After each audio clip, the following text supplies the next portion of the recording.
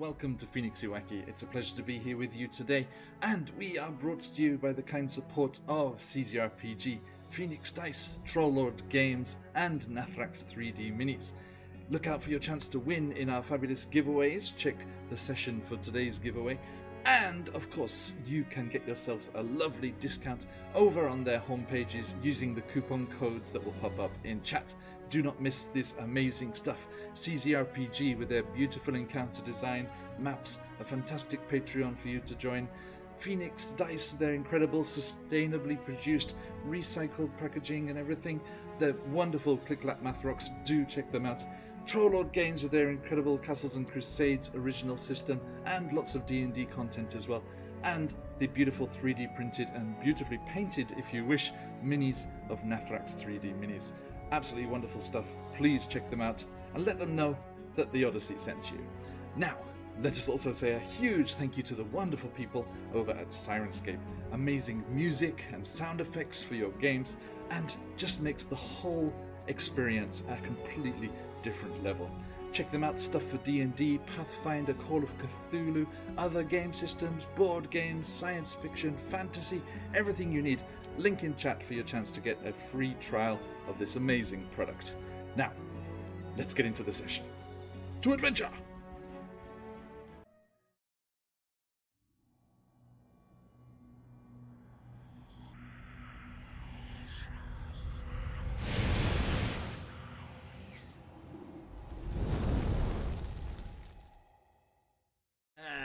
Hello, wherever and whenever you are, and welcome back to QuestJunkiesUK. Welcome back to Wild Space as we return to the high seas, our Spelljammer Radiant Citadel crossover, as endorsed as a good idea by Edit George, the lead designer of the Radiant Citadel himself, which I was very chuffed with today. Just like fanboying over here. Absolute pleasure to have everyone here, the wonderful players, and all of you lovely people in chat as well. Yes, full cast, let's go. Our good friend Apsy over there, thank you for the sub, my friend.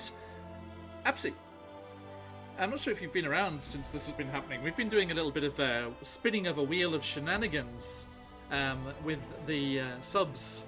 So if you'd like to name one of these fine folks on the screen, including myself if you wish, for a spin of the wheel, then please do let us know where you'd like a spin to go to. There it is, Phantom. So yeah, who would you like to have a spin of the wheel as it kicks in for today's session? Okay, so, my friends, as that handsome-looking fella before with, I don't think there's a new haircut, I don't know. Alright, Laurite, that is you, I don't know, right? Yes. Kaz, okay. Apsy with a spin for Kaz. How do I spin the wheel? Okay. Hey, Silver, how you doing, mate? Okay, so, as we are jumping in here, let us say, massive thank you to everyone that I was chatting about in the pre-reel there, but a special thank you today goes out to the fabulous, frictionless Dan, and there he is. Vicky, gesture to your left, now. This way. Ta-da, there he is, Dan Khan. Yes, indeed. And that is Dan Khan's new logo, as inspired by this D&D campaign. We talked about Frictionless Dan, God, why do I always forget the goddamn name? The Plasmoid, thank you. Plasmoid? Yes. The Plasmoid magic item merchant on the Rock of Bral in Dan's devious den of something. What was it? Oh god, I'm so bad with names. But yes. It was super cool. It was something super cool. It was. Devious devices. And Dan was very chuffed with this. And according to our good friend DM Charlie, in about 3 hours, that logo appeared. He had it commissioned and put together in lightning fast time, and that has inspired him. There he is again. That has inspired him to include this magic item merchant in his next Spelljammer release, apparently. But he already has a Spelljammer release out, and that is this. Ta-da! The Wild Space Treasury. one of the wonderful magical items from within these pages is in the hands of our friend Beatrix there at the moment. And you can have them in your games as well. Of course, designed for Spelljammer, but lots and lots of fun items in there for you to play around with. So please do head on over to our good friend Dan's shop on the DM's Guild and jump into his email list and things there. That's all of his links, and you can grab it for yourself. Or you can jump into our giveaway today and try and be the lucky person who wins a copy. If you are unable to, do not fret, because we have not only the Wild Space Treasury to give away, but a $10 voucher for Troll Lord Games, a set of Phoenix Dice, and the Forsaken Bog by CZRPG. Ooh. So, lots and lots. 4 wonderful prizes to give away tonight. ! Enter like our friends Operative Peanuts, Silver Fox Gaming are over there already. Thank you so much. I saw Phantom jumping in there. Okay. Ooh. Oh, Kaz, I don't think we can win. We're not allowed to win, are we? I don't think we're allowed to enter. Sorry. Sorry, guys. Sorry. Yeah, you're not allowed to win. Sorry. Not in your own stream, man. Not in your own stream. Darn it. Sorry. Okay.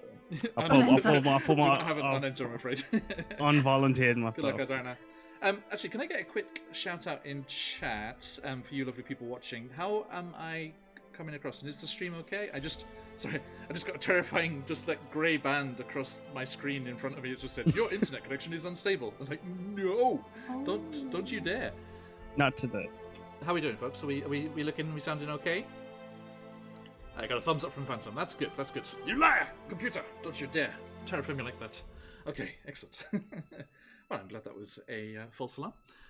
Right, so, my friends, as the music fades out and then fades back in again, we are here with our wonderful crew of the ship, which doesn't have a name, I think. I don't think it has been named. We didn't mention one last time, and it hasn't been christened yet. I think we were waiting for the captain. He has to swing a bottle of something against the hull or something. I'm not sure. And you find yourselves on this living ship, so called because they are blessed with a fully functional and living treant on the deck, which constantly refreshes the air and keeps it all smelling nice, and also has the ability to hurl asteroids at enemy ships, which is also very nice.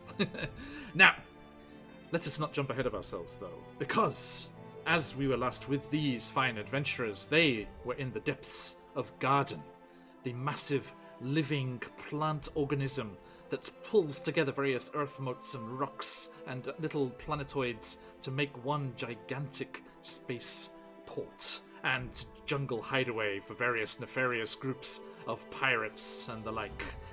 They met there with the people from the Radiant Citadel, Speaker Cholet and her bodyguard Ariat, as well as the planeswalker Eliwick Tan, the cousin of Beatrix, who was delighted to meet her.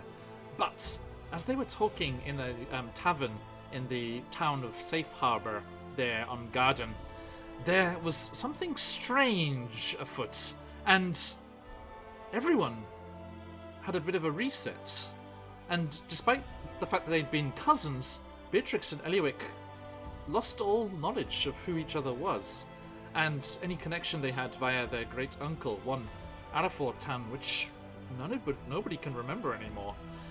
Anyway, they met up with their lizard folk guide, and they headed off into the depths of Garden, using Beatrix's compass along with the fragment of Phoenix Stone from Sukbir to track the Incarnate. The Incarnate is a collection of souls living in crystals and gems, joined together into a spirit animal type form that is the incarnation of a lost civilization on the Radiant Citadel. Now, most of them are around and about, and they can be found there, and you can travel to and from the Radiant Citadel via the wonderful Concord jewels that act as transport between them. But there are several of the original founding civilizations that have been lost to time. Connections have been severed, and the Speaker Cholet, who you met in the tavern, is desperate to reconnect them all and find their original members once more, one of which is Ayo's home world. Now, they trekked down the Incarnate to Garden, having been betrayed by an operative that they hired to get the crystal for themselves, so that they could find the Concord Jewel and transport themselves once more to the Lost Civilization. But here, they had lost it to pirates in the depths of the plant. Our adventurers travelled through, finding themselves an astral swine, a mutated, six-eyed version without his wings, but little nubs instead. And they adopted him at once, as any decent adventuring party would, and continued on their way. Using the compass and the fragment of Phoenix Stone, they quickly found the pirates and were surprised to learn that they were being led by none other than Chiyoko's mother. For it was she that had betrayed the Radiant Citadel and Speaker Cholet. Now, they did not have much time to catch up as they were attacked by a drake that came ravaging through the plant life to attack them all. But, teaming together, they managed to defeat the beast, and returning with Chiyoko's mother and the incarnate crystals, they returned to Safe Harbor. There it was, they learned that Ayo, being from that civilization, could communicate with the souls within these crystals. And they learnt, too, that they were to seek an entity known as the Seer. Someone who would be able to divine, using the incarnate, the location of the Concord Jewel. And Speaker Cholet, seeming to be relatively flush in the finance department, had procured them a spelljammer of their own. So they bid farewell to Glabagul and all of the crew of the Santiano, as well as Angajuk, the awakened Kindari space whale, as they sailed off again from Garden, having fixed their own spelljamming helm. So they did not need to rely on Angajuk anymore. Angajuk was free to return to their pod and enjoy their time swimming about realm space. Now, as they met their new crew and their new friends on their new spelljammer, they met up once more with Sukbir, who had been staying behind within the ship, learning to control its impressive helm, which, Sukbir, you can see yourself nestled in there. A big throne-like entity. Basically, we described it like, Bran when he's up north of the wall is encased in the roots of that tree. Yeah. It's basically like that. This is all these roots Okay, that that's grow pretty around cool. you. Yeah. And when you're controlling it, it does release you when you want to be released. Yeah. It's almost like a rock being held by a bunch of roots. Basically, yeah. So as soon as you sit down and attune, well, you stay attuned to it even when you leave it, but when you sit down and the roots grow around you and form a connection which allows you to steer the ship. You do have to be sat there to control the ship. Quite the sight. Quite the sight. As you're sat in the spelljamming helm there, Sukbir, you are aware of everything that's happening on the ship. You can hear conversations, you can feel the vibrations of people moving through the deck. And it is, quote-unquote, a less painful version of pins and needles. That's what the sensation is like, apparently. So, you left Safe Harbor with your crewmates, the Trient on the aft castle, Leaf, the cook down in the galley, the large gif known as Montgomery Falfrith Wittgenstein VII, Monty for short, and the other crew members, a plasmoid named Goronglix, a Hadozi named Ricky, and a vampirate named Vlad the Sailor. And having met this crew, you accelerated to spelljamming speed, off into realm space, off towards the edges where it phases into the astral sea, that place between places, and allowing you to make the journey to wherever this seer is awaiting you. But on the way, you were knocked out of spelljamming speed, which happens when a sizable entity, large enough to have its own air envelope, is close enough for you to need to be more cautious. As you dropped out of spelljamming speed, you found a star moth, an astral elf ship, off the starboard bow. And as they approached, they very rudely demanded that you surrender your air envelope to them, and that they could be on their merry way, not wishing for this to happen, and rather offended by their rude manners. You used Eliwick Tan's portal gun to leap onto the far deck with pockets of air around your heads to protect you from their spoiled air, and took the battle to them. Fighting across the decks of the Starmoth, you battled against the very talented, very deadly warriors, but they were all poisoned by their own fouled air, so you did have a little bit of a chance to get the one over on them, and that is what you did. Defeating the Star Elves of the Xeraxian Navy, you carried an unconscious Ayo back, with Chioko limping along on her mother's arm, also very close to being unconscious. I'm so glad that you shared this moment together. It's nice that you get to, this brush with death. I think it's brought you together as closer as people, and that's it often really, does. it's really what I was trying to achieve. And limping back to the ship, you, Beatrix, very, very obligingly, immediately mentioned that they had been Thraxians, at which point Eliwick Tan was like, the Thraxian Navy? Here? I must warn Toril. And she blew on her little ocarina and summoned a passing space piranha and dashed off back towards Toril to warn them of the approaching evil Astral Elf fleet. But that's a different story for different adventurers. You were left here and noticed one last thing. Resting against the edge of the ship was a blue and red glowing crossbow. A crossbow of portals that Eliwick had accidentally left behind. And that, my friends, is where we rejoin this crew. That is where we return to the high seas. And that is where we continue our voyage.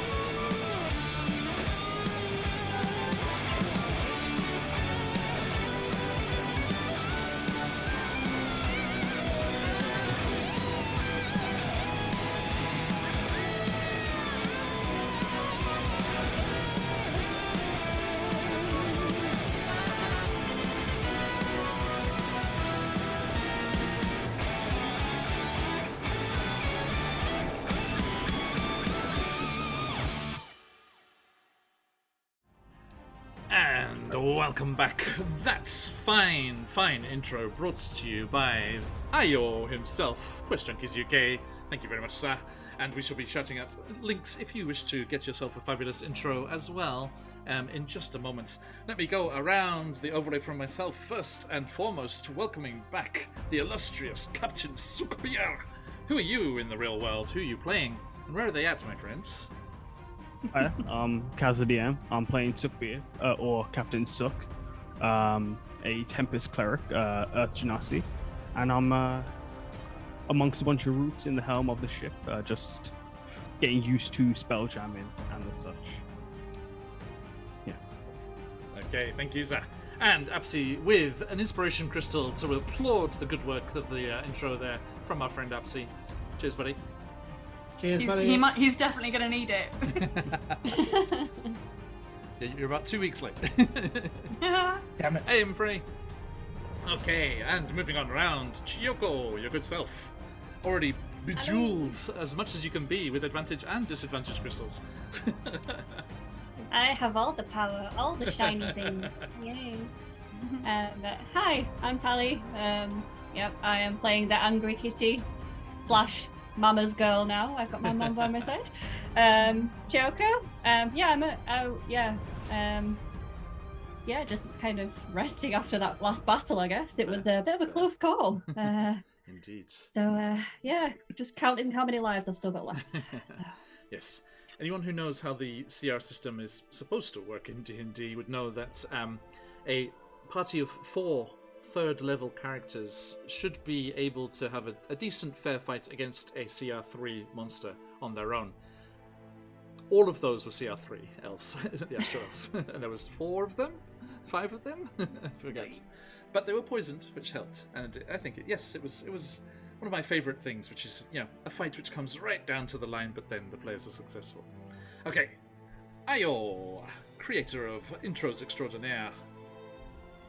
Hello, I'm Patch from QuestJunkiesUK. Today, reprising the role of everyone's favourite teenage anime protagonist in space, Ayo. And right now, Ayo is feeling very excited at the prospect of not only breakfast. Well, Anything. I mean, always. The next footstep. Just literally everything ahead, but mainly potentially finding home for the first time ever and reconnecting with all these lost people. Like, so many potential new friends. It's the best. All the new friends. Indeed. And last but not least, by any measure you care to employ, Beatrix. It's me! I'm Vicky. I stream here on Twitch. I mostly play indie games, so if that's your thing, then come on over to my channel. But today, on this channel, I'm playing Beatrix, or B. I am a gnome artificer, rock gnome artificer. Love to blow things up and mostly hide behind my cannon and play with my pet pig Spork. Yeah, that's me. Looking forward to more adventures, I guess. Excellent. Thank you, everybody. And let us drop things down a notch here as we return to Wild Space. Realm Space, to be specific, as we'll pick up immediately where we left off. Sukbir, it seems that your crew has returned safe and, for the most part, sound. So, Hope so. let us return to the crew here. Now, actually, if we're gonna do this like immediate like switch over, then you guys should be up here on the deck, shouldn't you? Here we go. Mm-hmm. There you are. Okay, and let's grab Mumsy. There we go. Okay, so here we are. And up north there is our friend Leaf. Mm-hmm. And he turns, Grim Samson with an inspiration crystal for Suk. Thank you, sir. Everyone do catch Grim Samson here on the channel for The Hunger of Ithrin and Out of the Abyss. Okay. Now, as we jump back in here... Oh, do I see a Lord Gosumba? I do. Hey, Jay, how you doing, mate? Okay. So, there is the massive treant on the top deck there, Suk, as you can see, above you there. The roots growing down to your level and entwining with the spell-jamming helm. And as the 4 of you just see the distant form of Eliwick Tan on her space piranha disappearing off into the distance, wondering what on earth she was talking about, Leaf bellows to you all. Ooh. I'm so glad you made it back safe and sound. I would have torn my roots out if I was worried that something had happened to you this early into our voyage. I mean, it was a close one, Leaf, to be honest. I mean, Io's not looking so great. Yeah, Joker's not looking so great. Am I still unconscious? Now, at this moment, yes. Okay. Yeah, sorry, I did a long rest on the character sheets, but that's not happened just yet. Had to carry it over. I see. So Io's still passed out then. And we're kind of at a disadvantage now, I feel, with both of our strongest warriors out. Io, the power of compliments from a true friend reaches you, even in your unconscious state, and your eyes flicker. And a shit-eating grin spreads across your face once more. Io does the martial arts kickflip off the floor onto his feet. Oh. Okay. Did someone say something nice about me? Oh boy! With that Chioko's just gonna sploot to the floor, just not matching the energy at all. Just. And as I'm hearing leaves, just reverberations through my cabin, I'm gonna step through onto the main deck if I can. Yes, indeed. How goes it, everybody? You missed all the fun, Captain. No, it's like an episode of Cheers. Suk steps out. How's it going? Everyone's like, Suk! Hello, everybody. Captain! Yay! Loads of canned laughter, canned applause. There you go. You just made a miraculous Yay! Amazing! Thank you, Sarah Escape. Scared me. I just made a miraculous recovery. Thank goodness. I think we're just gonna be a sitcom today, I'm afraid. And I now have this cool portal gun, but Aliwick sure did leave quick. She must have really been worried about something, but I'm glad those guys are gone. Well, your new toy looks fascinating there, B. I think you'll have fun playing with that. Oh, me too. It makes portals and stuff. That's definitely going to be handy. I think that might be rather handy. I just see Chiyoko just splooted on the floor. Everything okay there? All good, Captain. All good. Great to see you. I apologize for my absence. I was just getting used to this steering this thing.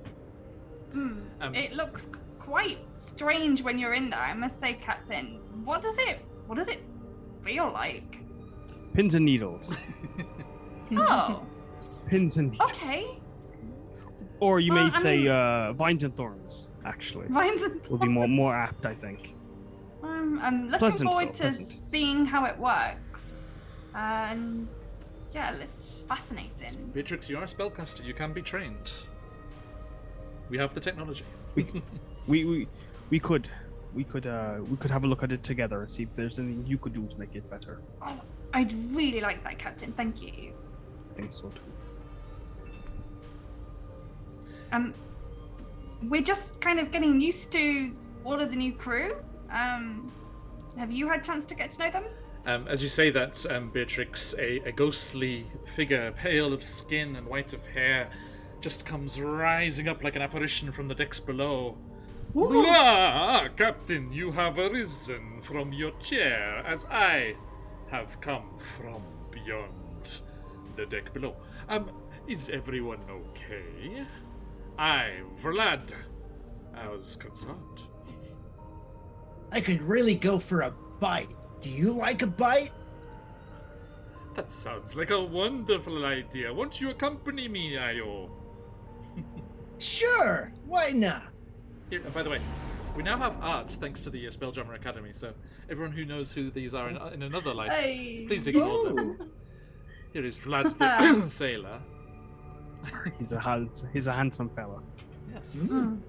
And I think I'll skip the bite though. Like I'm suddenly not hungry. And here's Ricky comes swinging down from Leaf's branches. Oh yeah, he's great. Hey, all right, everyone. So those astral elves give us a bit of a run around, didn't they? Cheeky little bastards. Hey, is everyone all right? Just about. Yeah. Let's give a nod to the crew out there making their way. And then seeping up through the cracks in the deck, right in the middle of the four of you there, just leaving that nice little space for him. Goronglix just comes oozing up. Yes, it is great that everyone is safe and sound.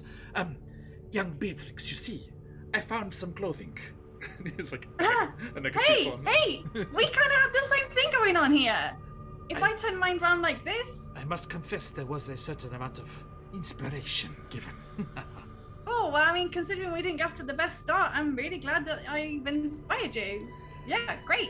Then, Sukbi, you get slight concerned as some impact against the ship below. Dung, dung, Oh. dung, dung, dung.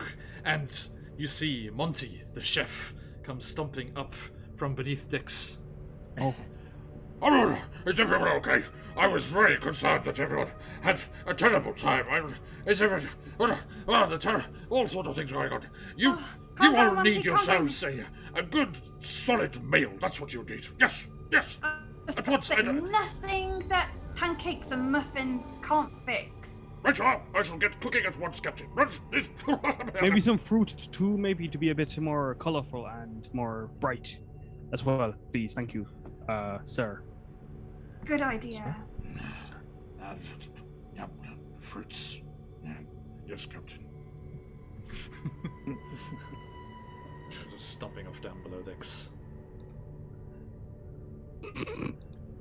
Sorry, We have Take a a- very colourful bunch. take a little We've moment for got myself. a great bunch of characters. So I just Where have were they when we were battling with the space elves? protecting the deck, repelling borders. All right. You could just call see this Monty a like menagerie yeet on pancakes sails. across the bowl. Shurikens. Gift shurikens. Okay. You could call this a menagerie on wings, I think. Oh, definitely. sails, sorry. Yes. Yeah. Yep. Don't Is mention the word is wings that what we're around calling sport. the ship? Oh, The menagerie. What, the menagerie? The menagerie. Yeah. menagerie. Yeah, we could. We could just think don't mention that'd be the grand. W word. Don't mention the W word around Spork. It's a bit. What W words? Wings? Wing. Yeah. Shh. He's okay. He's down in his pen. Yeah. It's okay. He's in his pen. Yeah, I know. Just for future reference, he might be a little bit sensitive. Who's sensitive? Spork. Who's Spork? Do I actually know who Spork Pig. is? Oh, the six-eyed pig that we met in the woods. You should meet him sometimes. He's great. Sooner better than later, I think. Meeting. Oh, meeting. he's All lovely. of You'll that. really All hands enjoy on him, deck. Captain. Yeah, you'll enjoy him. But yeah, just be careful with the W word. Okay, I'll avoid saying the words wings. Thank you. Right. Well, what next? I guess. Do we think we're safe? Let's see. Who do we think was the navigator? Was it Goronglix or Ricky? Or Vlad? Because only at the moment only Monty's got a role. The others are just crew at the moment. What would the potential roles be? Navigator, gunner. Oh, Ricky's definitely a gunner deck- for deck sure. hand. Okay. And I think Gronglix is like a deckhand. I think. Tree surgeon. I'd have seen Vlad as a navigator person, I think. Okay. I They kind have- of see There you go. Vlad as Like like that. I kind of see Vlad as like in charge of hospitality. I think we don't really know what Vlad does. It's not a But cruise we're ship. too scared. We're Vlad- too, Just we're around. too He's just scared around. to ask questions. He's just around. It's the We don't entertainment officer. question. He's He'd be waiting for me to like ask. he's like what's his name in IT Crowd? Yeah. That hides in the Yeah. back closet. yeah. Exactly, and he's around when you need him. But you never really know what he does. He just appears. He's just like, oh, he's still here. I think you pretty much Do you nailed want it me there, though. So yeah, we got Ricky as a gunner, I think so. right, and then Goronglix as the deckhand, Yeah. just basically doing whatever he needs, and filling any shape he needs to, because he can just randomly change shape as he wants to. Yeah. And then yes, the boatswain. I think I was. But could Leaf Spelljammer- navigate? Is that something that Leaf could be doing? Is navigating? And That's you know, fair. he's rather tall. He's got a very good. He's got a good view. Yeah. He's got a good view. Yeah. Chiyoko, how long is it going to be before you establish a new cat's nest in the top of Leaf's branches there? I'm still a bit wary of the big talking tree. I'm not quite. I might just start edging towards with the claws, but then. This earth. Yes, force. you, how you, he you feels. did. You did make the mistake of using him as a scratching post to begin with. I don't think Would- I think she just came Yeah. close. She didn't actually ever actually do it. I think it was. Oh, I was good. gonna ask, It was would mentioned. out of curiosity, would like my connection with Leaf, like, would I have felt something if like she were to have used Leaf as a scratching post, or would any of that passed over? It wouldn't pass over, no. But you are aware of when the ship is damaged, so I'd say so. Yes. Yeah. That'd be very interesting if like that. And Maybe Give you a please don't do tickle. that. Chiyoko, if you bring it up, Please don't. Leaf is perfectly I happy am to ticklish. rearrange his branches at the top. Yes. He is animate, which is nice. So yeah, okay, I like that idea, Beatrix. So we're just leaving Vlad as a mystery. Yeah, he's just around. Yeah, we don't really know I've just what got he this image does. of him now, going like round the table and just doing that one napkin. Napkin. If you want, I could ask what Oh, his no. task is. I mean, if anything, he's down lurking in the hold all the time, down where his coffin is. And by the way, Sukvia, this all came up. If you scroll down on the map on Roll20, Yeah. you'll notice in the hold there is a coffin. Which is There why, is, yeah. Which is There why is. this is why this whole thing came up in the first place. Beautiful. and because they did put vampires in the game as well. So he does have a stat block. So yeah, so there's the crew quarters down there. There's those bunks there, and then there's Is the big room mine, Vlad's- or is that? Vlad's coffin. Say again, mate.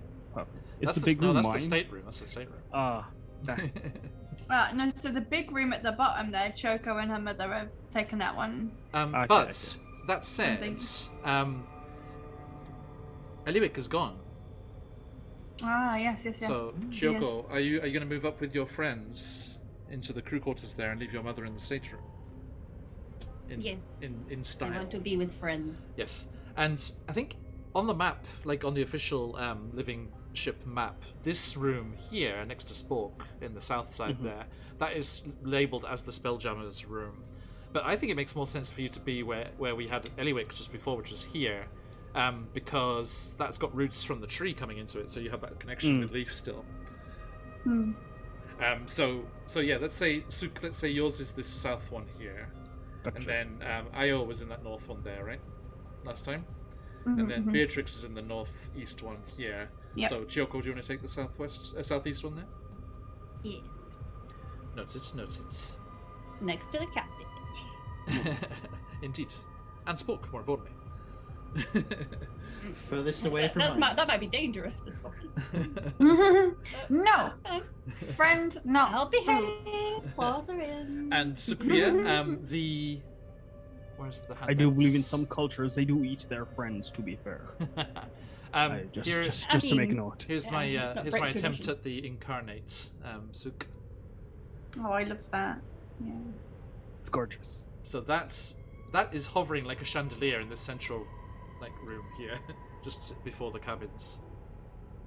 Just kind of hanging out there. And then yeah, that's everyone there. And there's the adorable dining room right at the prow of the ship. That's cute. I love that. It's so cool. It's where you first met Vlad, which is always good. Memories. Handing out his napkins. One napkin. Two napkins. I just thanks to actually, I really recently realised that that character's name was Count von Count. Yes, it was. Yes, it was. Didn't know the surname. He's always just the Count. The Okay. count. So, my friends, if Suk is feeling up to the task, the Astral Sea is not going to get any closer by itself. We best get moving. Yes. Now, are you going to quickly head up and talk with Leaf before you set a course there, Suk? Okay. Or will you do it from the helm? Either's fine. I mean, I'd imagine I'd be walking around, having a look at everything as I'm. So I probably would have made my way to the top. Okay. At Sea Leaf. Yeah, so do you want to head up there? Drag yourself up there? Maybe even, if it need be, we could assist with getting Chioko's crow cat's nest going. Cat's nest sorted. Yep. Also, hey Papa. Ricky's up there as well. You know, making sure that because the ballista was used in the fight, so he's just double checking it's all still ready to go again if needs be. Making some minor adjustments so that Ophelis can be launched from it as well. And you go up there, and again you see that interesting formation of knots and bark markings, which vaguely resembles a face that kind of creaks and semi-animates as you clamber up the steps to the aft castle there. Captain Sukbir, Face to face, a rare treat. A pleasure. Where to, Captain? 'Tis a good point. I looked at my crew. Yeah. Everyone, do you want Oh, we should probably tell you. We're trying to find a seer. to shift yourselves up to the F castle there, guys? Let's get you on. Do we know where the seer is? Or any idea? as you No. as the two of you mentioned the seer, Ricky shoots a dirty look over his shoulder.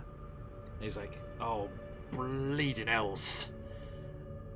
We're going there, aren't we, Leaf?" And Leaf's rumbling voice comes through. Yes. Afraid so. Where is- Ricky. Sounds like we're headed to Doom Space. That doesn't sound like a treat. Oh, it's not as bad as it sounds. And a What bloody hell could we is it? expect? Ricky's not happy. What could we expect? Doom Space is a section of wild space beyond a decent tract of the astral sea from here in realm space, but it is named after the Doom. That is the swirling vortex of death and destruction at the center of the space. I think Ricky had the correct reaction. That does sound as worse as I thought it would be, to be honest. If not worse than Don't worry, initial don't worry.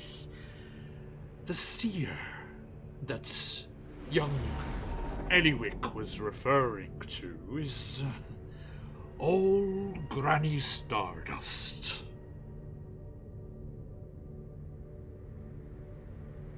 Who is this Granny Stardust, if you don't mind me asking? Oh, You acquainted? yes, we have sought her assistance before and transported those. We were not selected as your crew for nothing. Wonderful. We're no mere merchants. So You could say so, this was... Sorry, go on. So this granny star seer, Stardust. Stardust. If she's a seer, can she see everything? Can she see me right now? You'll have She to can ask see our... I'm gonna run over to the side of the ship and just look out into space and go, "Hi, Granny, sweet seer person. We're coming." I don't to think see that's how it you." works. I think they need to be focusing on the object of their vision. The chances that she was focusing on you right then, right there, are very slim. But never zero. Remember that now, I okay? suppose There's so. still a chance. Hey, Konnichiwa, thank you. Good to see you again. But how about we get face to face with her so you could say hello, just in case she didn't see that. Don't fret, all of you, and Ricky, you know full well that Granny Stardust is out on her Kindari, out near the moon of Gavek. Nowhere near the interior at all. Ricky's just a little bit sour because we have to navigate our way through the agonizing, lethal crystal shards that surround the system.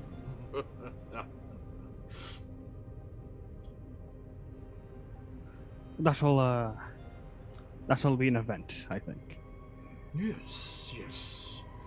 I believe Vlad knows the history of it the best of all of us. And Suk immediately behind your right ear is like, Blair, yes, I have traveled to Doom Space on several occasions. Perfect. I just wanted to speak with you. I've been What is here this the crystal whole shard miss? time. I tend to blend in when folks aren't observing me.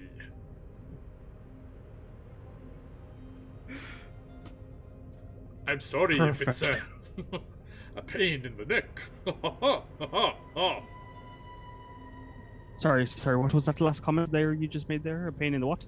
Oh, it is a little Count humor.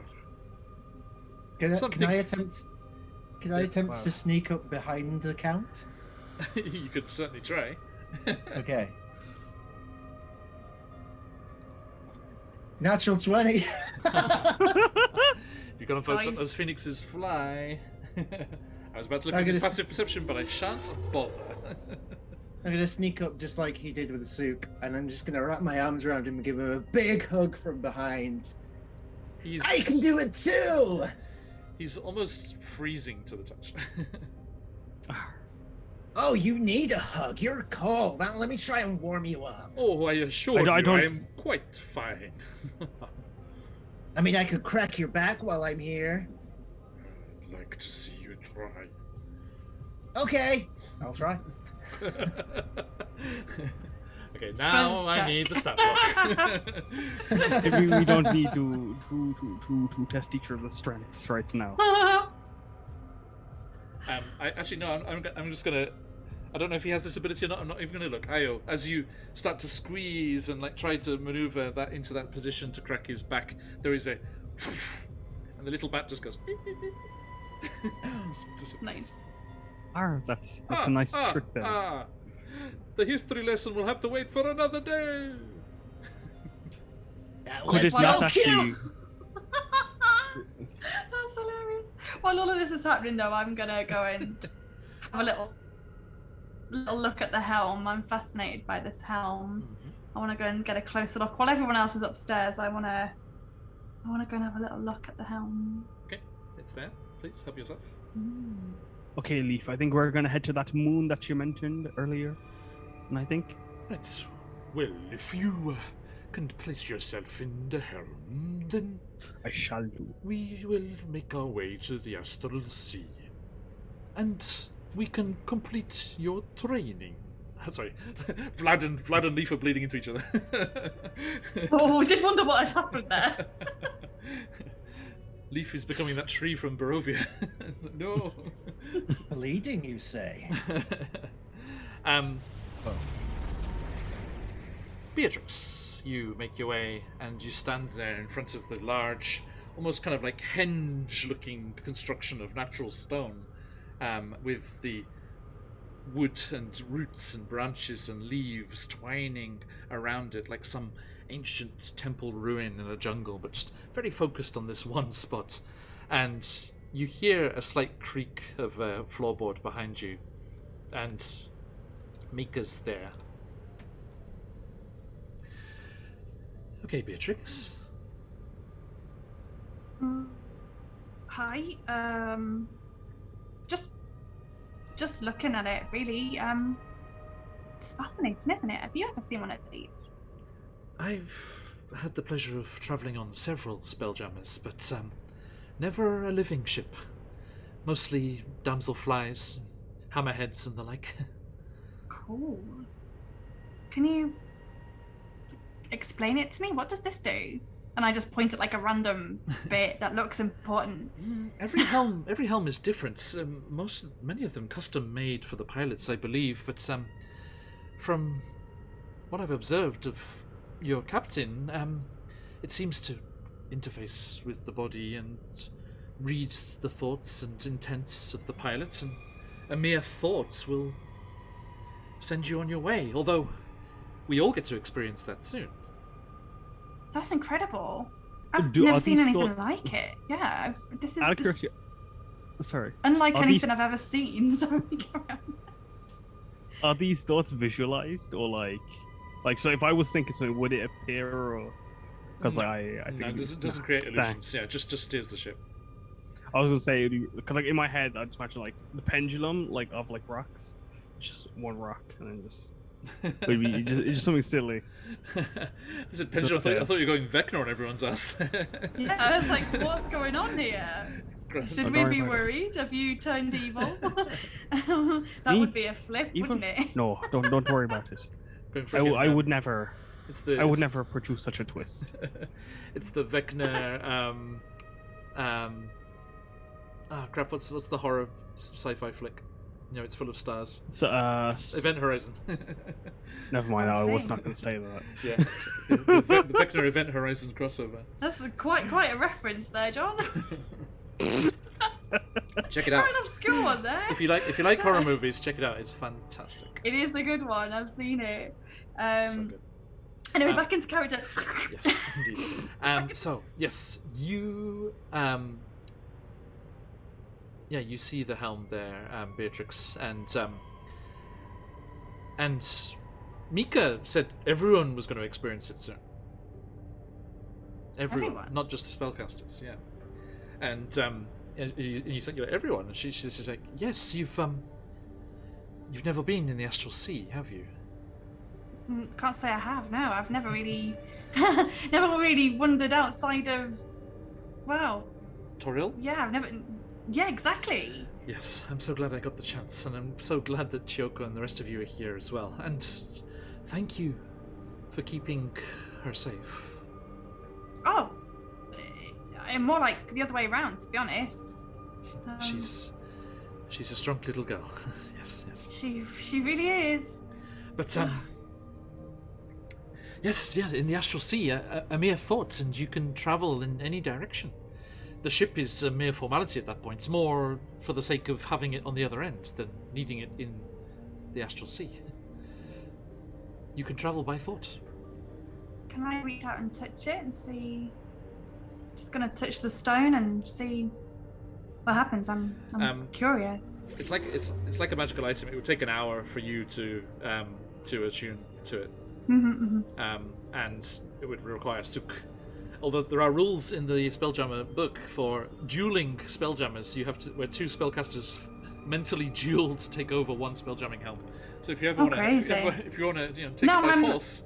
I know. I'm still a little bit wary of it because I'm used to metal and nuts and bolts and things that I can see and fix, and this is like completely organic and totally out of my comfort zone, out of my capabilities to understand how this works. Yeah. So I just want to touch it, but I'm still a little wary of it, a bit scared of it perhaps. So do you want to come down there at this point? Mm-hmm. Oh, you just see me feeling up your helm. Are you? Yeah, having fun there. Take it for dinner first, please. Now, Suk. I'd imagine I'd be just perched in the doorway, just watching. Yeah. As this is happening, actually, so I'm just like. Mm-hmm. Something. Well, we can tell you one thing that Vlad did. Vlad, as his character art before him, is actually a spelljammer. So he does have spells that he can use. So he walked you through the whole thing, Suk. Rather creepy training course. Wonderful. And vice versa, or paying it forwards, you can actually talk Beatrix through what you're doing as you're piloting from here. So Beatrix, you see Suk enter into the helm, and it grows around him, and you feel the small, almost indistinct lurch as the ship accelerates to spelljammer speed. And yes, Suk. Would it be possible that when I'm in the helm, I could reach out and hold Bee's hand, and some of the vine would grow onto her for a second, just so she could experience that? Would that be not possible? How about this? How about B makes me a Tinker Tools check? Oh my gosh. So make me a dexterity check with your proficiency bonus. Hey, Mac. Oh my gosh, we haven't had to do anything in ages. I feel like I've forgotten I'm like, what the heck are we doing here? The dex check. Why can't I see that? Hang on a second. Oh, it's at the top. I see. Oh, that was not good. Proficiency bonus. It's only a 5. Only a 5? Only a 5. Your dex and proficiency bonus? Yeah, I rolled hang on, wait a second. A 7. Would I be able to give guidance? You could get guidance, and Beatrix has a crystal, thanks to Papa Dragon. Yeah, I'm still a little bit nervous about this whole fluttery thing, so But a little wary. this is something mechanical, so I would recommend you doing this if you can. Oh, okay. Let's have a little bit of a inspiration then. Let's Adventure, go with that. nothing gained. All right. Oh God, come on, man. It's a 10. Okay, and Suk, you're going to do the guidance? Yeah, so It's a it'd be D4? 1d4. Yeah.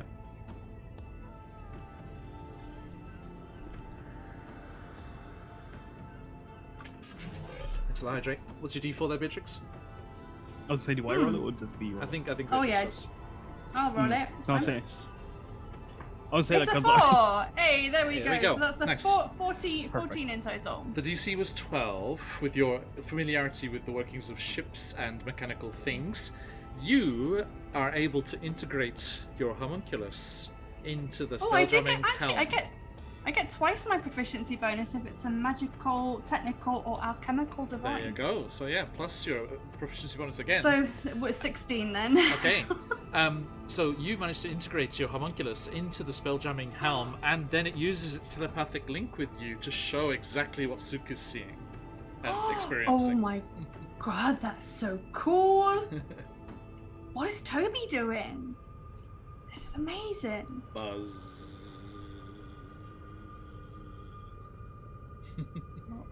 How do I interpret that? What is That happening? is What forming the is connection between you, and you start to Yeah. see and feel through the ship. Not as completely as Suk does, but very close. And you kind of take a seat at the foot of the helm there, and one of the roots does actually go around your kind of upper arm, but not in a constricting way. Okay. Chieko, Ayo, what are you doing? And where are you? There, we still up on the top because I want to approach you and just kind of ask how Io's doing with the whole family thing, as someone who's recently found my mother again. So I'm gonna come down from my little tree. I've got it to a good place now for now.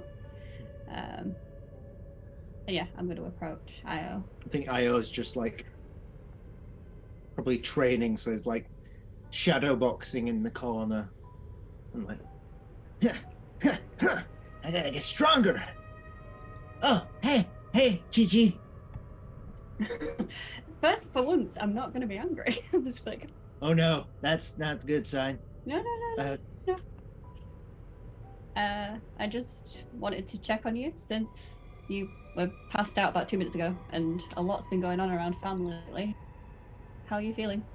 Oh yeah, that's a lot. I mean, I've been on my own for I don't even know how many years. I don't even know how old I am. And now I have this potential of having family and a home. I've never had that. It's exciting. I'm a little scared, but we'll find out when we get there. Yes. I just want you to know that, well, whatever it is to find your family, I'll be there to help you. Family is very important. So I'll be by your side even when you're scared. And annoying, maybe. Just pulls in for a big hug. I wouldn't have it any other way, my bestest friend. Nope, back to angry. Oh. Let me go. Okay. Well, And- thank you. Same to you.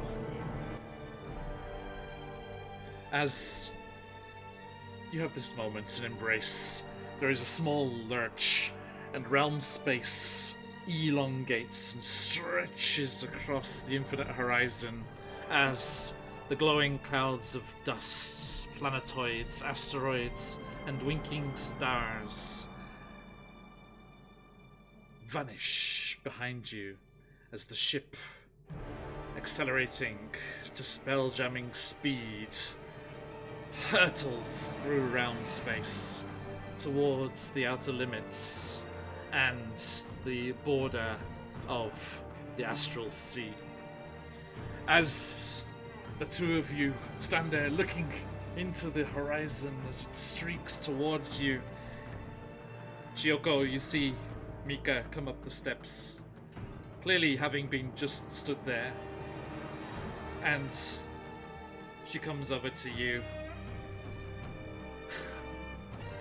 I couldn't have put it better myself.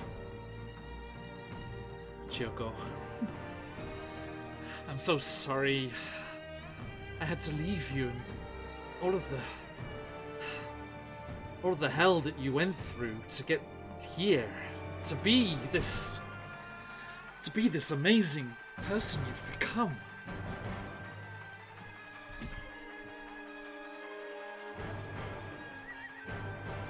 I'm so proud.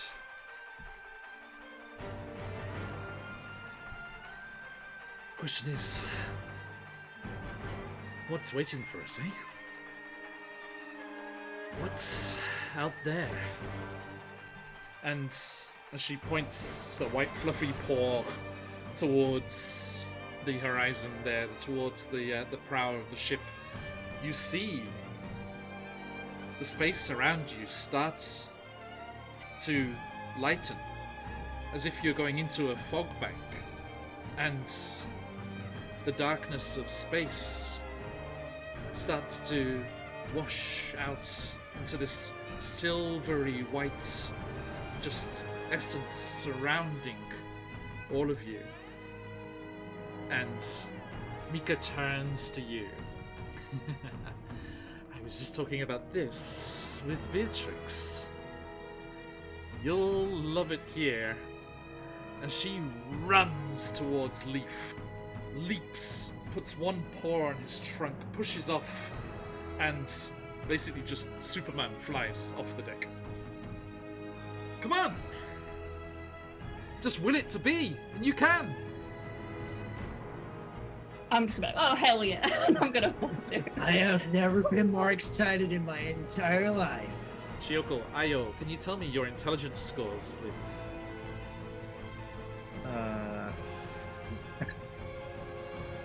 -2 for a 7. So I'm 0. So I'm 0. No, what's the score? Not modifier, score. Okay, so Oh. 11 for 11 for Chiyoko. me. And Okay. 7 for me. Okay. Chiyoko. Hmm? Here in the Astral Sea, you have a flying speed of 55 feet per round. Ooh. Ayo, 35. I must. That's see the cat. fine. Y'all ever Indeed. seen a cat zoom? What's happening? You have Miko just in front of you. She's like, come on! And let's do this here, sorry. And yes, in the Astral Sea, you have a flying speed equal to 5 times your intelligence score. Suk, Beatrix, how fast are we? I would need a calculator. What's 16 times? What's 16 times 5? Wow. Okay, that's 80 feet. Dang, so close. That's awesome. Can we have a session of Chicenta in the Astral Sea? No. I'd have fun then. Off with you, wizard. Off with you. Suk, how you going? With how fast I'm going, or like with just, Yeah, what's your intelligence score? Yeah. Oh, my intelligence score is 0. No, so- the number, not 10. the modifier. 10. 10. Okay, so you got 50 feet. That's Okay. easy, isn't it? Yeah, like, I'm being very tentative. I would like in my head. Oh, I'm being slow, just so B can understand. But no, it's also because I'm still trying to get the grasp of everything still. Yeah, so like whilst we're intertwined and I'm seeing and feeling everything you're feeling, what are you conjuring up for me, Kaz? Zook, sorry, what are you I think seeing almost and like feeling? to like almost make it more easier for the transition. I would almost be imagining like spatial waves carrying the ship. Yeah, Very Something relaxing. you It's recognise. a very pleasant feeling then. Yeah. Although Beatrix, You'd say that. You do quickly realise just how busy the Spelljammer actually is, because you can see him, or you feel him minutely making adjustments all the time to avoid asteroids and other ships yeah. and things. I'd almost Wow. imagine it's still like Although, like, I feel calm. So could be very calm in this moment, but like it's like stormy waves, like, and you would see like spatial thunderclouds and like stuff. But like I am, like it's like natural to me. It's normal. In my head. Okay. So yeah. But then as you cross over into the astral sea, that basically disappears, and the whole space becomes much less crowded. And it is a much easier process to navigate here. But you do sense, both of you, something ginormous approaching. Now, Chiyoko, Ayo, what are you and Mika doing at this point? How are you enjoying this newfound ability? I mean, Io's definitely like spinning around and twirling and going, yeah! Yeah! Oh, yeah! I'm just racing Mika. I'm like, I'm ready. Now I'm curious. What was your intelligence score again? 11. How clever is Mum? Swashbuckler stat block. Intelligence 14. She's got your beat, girl. She's got your beat. Damn it. I won't stop trying, though. Maybe one day, dear, but not today. She loops around you and just like wafts you across the face with her tail. She does. Big floofy white tail. And she's like doing somersaults and stuff. She's like, I haven't been out here for ages. And Chiyoko, the best part is, I'm afraid you can't stick around here and wait for me to get old, because we don't need to eat, drink, and we'll never age whilst we're here. Like, the age thing sounds great, but not eat? Yes. That sounds horrible. Oh, you should talk with Monty. He gets completely desolate the whole time we're in the astral sea, every time, apparently, so I've heard. He's already sulking in the galley.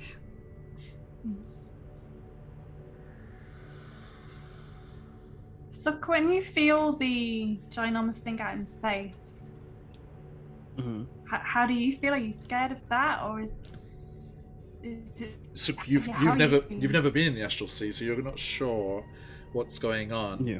And a shadow detaches itself from the back of the spell-jamming helm. Blah! If you have any queries or worries about your journey here in the astral sea, then do not hesitate to ask me 1 question. 2 questions. As many questions as you have. When you ask Sukbi, he just respond. I mean, like, you've noticed, like, he's very because he is still learning and he's still trying to just get the grasps of it. So he is very much just intrigued. You kind of feel an intrigued energy and aura from his presence, but at the same time, this also, like, it's safer to be cautious than go straight into the thing. But I would also, like, if you wanted to ask Vlad the question, I would be just as willing to ask about the thing. Yeah, I'm probably a bit freaked out by that. I would like to detach, if possible. Yeah, no problem at all. You just, Yeah. I mean, you can sever your connection with the homunculus anytime. And Yeah, Vlad says, I've done that. Beatrix, do not worry. It is not some terrible creature of the night. No, it is merely the gigantic husk of a dead god. Oh, okay. How did the god die? There are several instances that it can happen. Being killed by a stronger deity, or the more tragic way in which all of the god's followers are gone. there is no more prayer, no more faith to keep them alive, and they pop their clogs. Oh. Ah. That's Can I- so sad. Can I hear the conversation? Sorry, you broke up a bit. Sorry. Can I hear the conversation? Oh yeah, absolutely. You can hear Yeah, Chiyoko and Ayo and everyone like whooping and whirling yeah. about outside as well. So the I fact that would you al- just said about like gods and stuff, like not having enough prayer, that makes me think of my god, and I immediately just need to go and pray. To go and pray to God. Thank you. It's like, oh, don't worry, your god is much revered and on the cutting edge of technology, so will be relevant for quite some time, I'm sure. Just to be sure, I'm gonna do a prayer anyway. I'm gonna go back to my quarters and just do a little prayer to God there. Now, be careful. You do not want to end up in your afterlife a little early. What does that mean? Oh, some of the realms of the gods are here in the Astral Sea. It is where the spirits of their followers come when they die. Oh. It's all too much. But I just. this one, if I am feeling the vibrations in the hull correctly, this is one that is safely dead and gone. And feels like... And Suk, as Vlad is mentioning this, you immediately become aware of the same thing. This one has been decimated. Now, Vlad had told you about this when you were talking about the Astral Sea and what to expect, and these husks of these dead gods are not visually similar to how they were when they were being worshipped. They just appear as formless statues. And the one that you're approaching, whilst you can feel a large chunk of the structure, you can also sense a massive asteroid field, as if a large part of the statue of this husk of this dead god has been destroyed. And you actually feel yourself getting close enough that you need to be very careful, so you actually stop for a moment and disconnect. And if everyone can go up onto the deck there.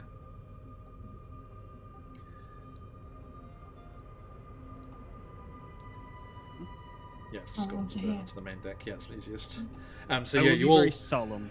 Yeah, so you come out from there, and Chiyoko and Ayo just appear from over the side of the ship and just like, whoosh, like they do the Doctor Strange down onto the deck. That was so awesome. Were you guys just flying? We That fly was now. what you saw, yes. Oh, And Cool. I landed on my feet. Mika comes over and she's like, I'd warrant, young Beatrix, that you be the fastest of all of us. really? You think so? It's all about the smarts, dear, the smarts. And all of you look out beyond the prow of the ship and you see what Suk and Beatrix had sensed, this continent-sized island of stone floating in the silvery white expanse. And it was clearly a humanoid statue. There is a waist and legs. You know, it's like on the Sistine Chapel, like there's that thing, you know, when they're kind of like where like heralds and angels and things. They have that kind of cocked leg kind of pose that they do as if they're in like mid-flight, you know, with the legs bent. The legs are in that kind of position, and it goes up to the waist, and then about halfway up the torso, and then there is just a jagged ruin, and beyond that is just a huge field of debris and asteroids stretching out from the rest of the statue. And Ricky swings down from Leaf's branches. Oh, bloody hell. Looks like things have been kicking off round here since we were last through. What do you mean? This used to be one of the principal Githyanki ports in this whole region. The Githyanki usually live here in the Astral Sea, except when they need to, you know, hatch their eggs and raise their young, which they have to do on the material plane because they can't age here, so it wouldn't bloody work. And well, actually, Patch, were you with the Avernus crew when they found the Githyanki nursery underneath Elturel? Possibly. Right? I forget if you were there or not, but yes, that has been experienced Might have before in the Wackyverse, yeah. But Ricky's like, well, yeah, this used to be one of their citadels, didn't it? They're a rambunctious lot, bit uppity sometimes, swift to the sword, if you will. But on the whole, they're good to have in your corner because they bloody hate illithids. Mind flayers, more, little gnome, no offense, Beatrix, gnome ceremorphs. Not gnomes. The big tentacles, pallid flesh, hovering psionics, them little bastards. They bloody hate them. So it's pretty good to have them around, But I don't reckon we should linger too much here if the outpost has been destroyed. You see, they often use these husks of these old gods. They tunnel them out, make themselves little home from home, as it were, a little base, But if this one's been shot to shit, we should probably move on by. And you hear Leaf boom out from behind you up above on the Arth Castle. Oh, but Ricky, let's not be too hasty. Look at all of those lovely little asteroids. And me up here with nothing to throw. I had nothing to throw at the star moth before. I want some toys.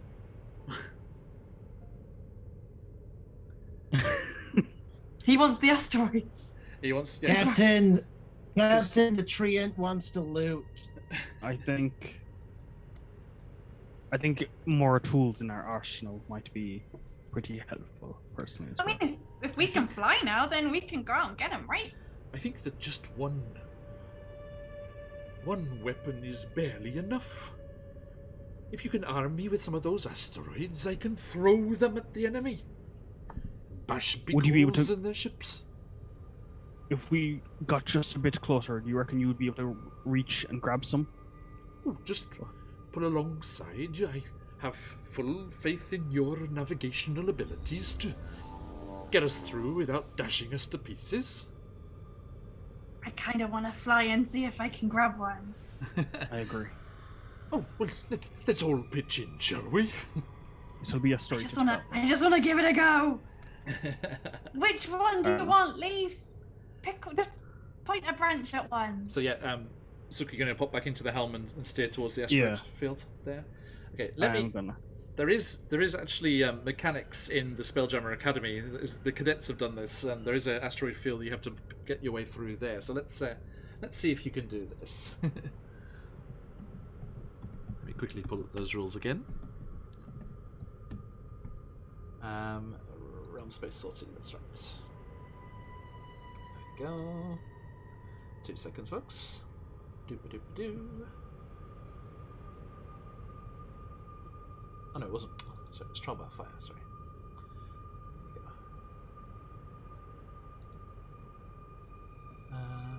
we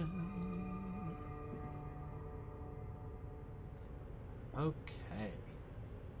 The music and sound effects have been on point today, by the way. Thank you. Absolutely brilliant. Timing has been very good. I was proud of Choco Nayo's little music surge there. It was good. Yeah. And, they both got kind of Japanese-esque names, and that is from a Japanese game, that music. That's really good, yeah. Okay. So, yeah, you start to steer the ship there, Suk. Now, you, Sukbir, need to use Arcana or Perception. Those of you helping on deck can use Athletics or Acrobatics. And anyone who wants to take a kind of captainly role and want to order people about can use Survival or Persuasion. Would I be able to cast Guidance on myself? And yes. Alright. I will cast Perception. I mean, not cast. I will use perception because I have +2 over Arcana. Okay. Now the question is here. Thanks for the bits, Angry. It's so good to have you again. Thank you so much. Now, Suk, is this a chance for Beatrix to learn some of the ropes? Do you think? I want to go out and catch asteroids. Gosh darn it! Yeah. No, I was gonna this say, will be, like, once you've steered in to get them, you can do that. It's not. Oh, it's I not. see. It's not going to be the whole time. Because you are the captain. The captain does have roles separate from the spelljammer. I see.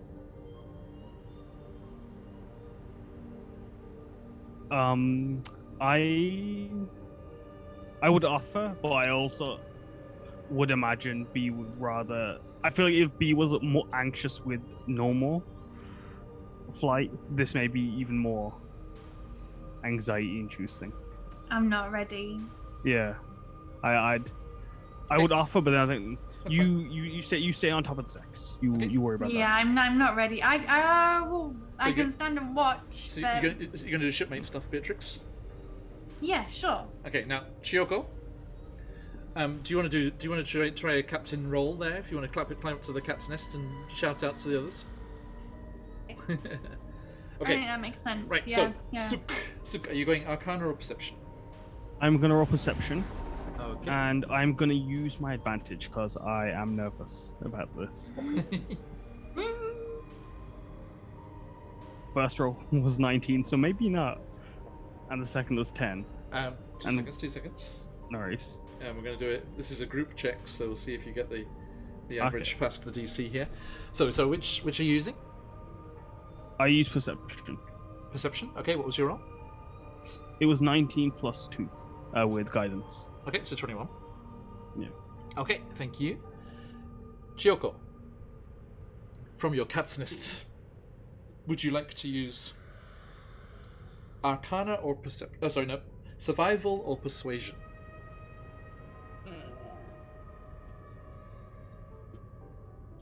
Survival. Survival? Okay, give me the roll. At disadvantage, please. She has a So crystal. I got a nat, It's a I crystal. got a nat 20. And, Give a disadvantage. She got a nat 20. God damn it. and Let's roll again. that's been lurking there for a while. At least Come it's on, gone. another 20. Come It's gone on.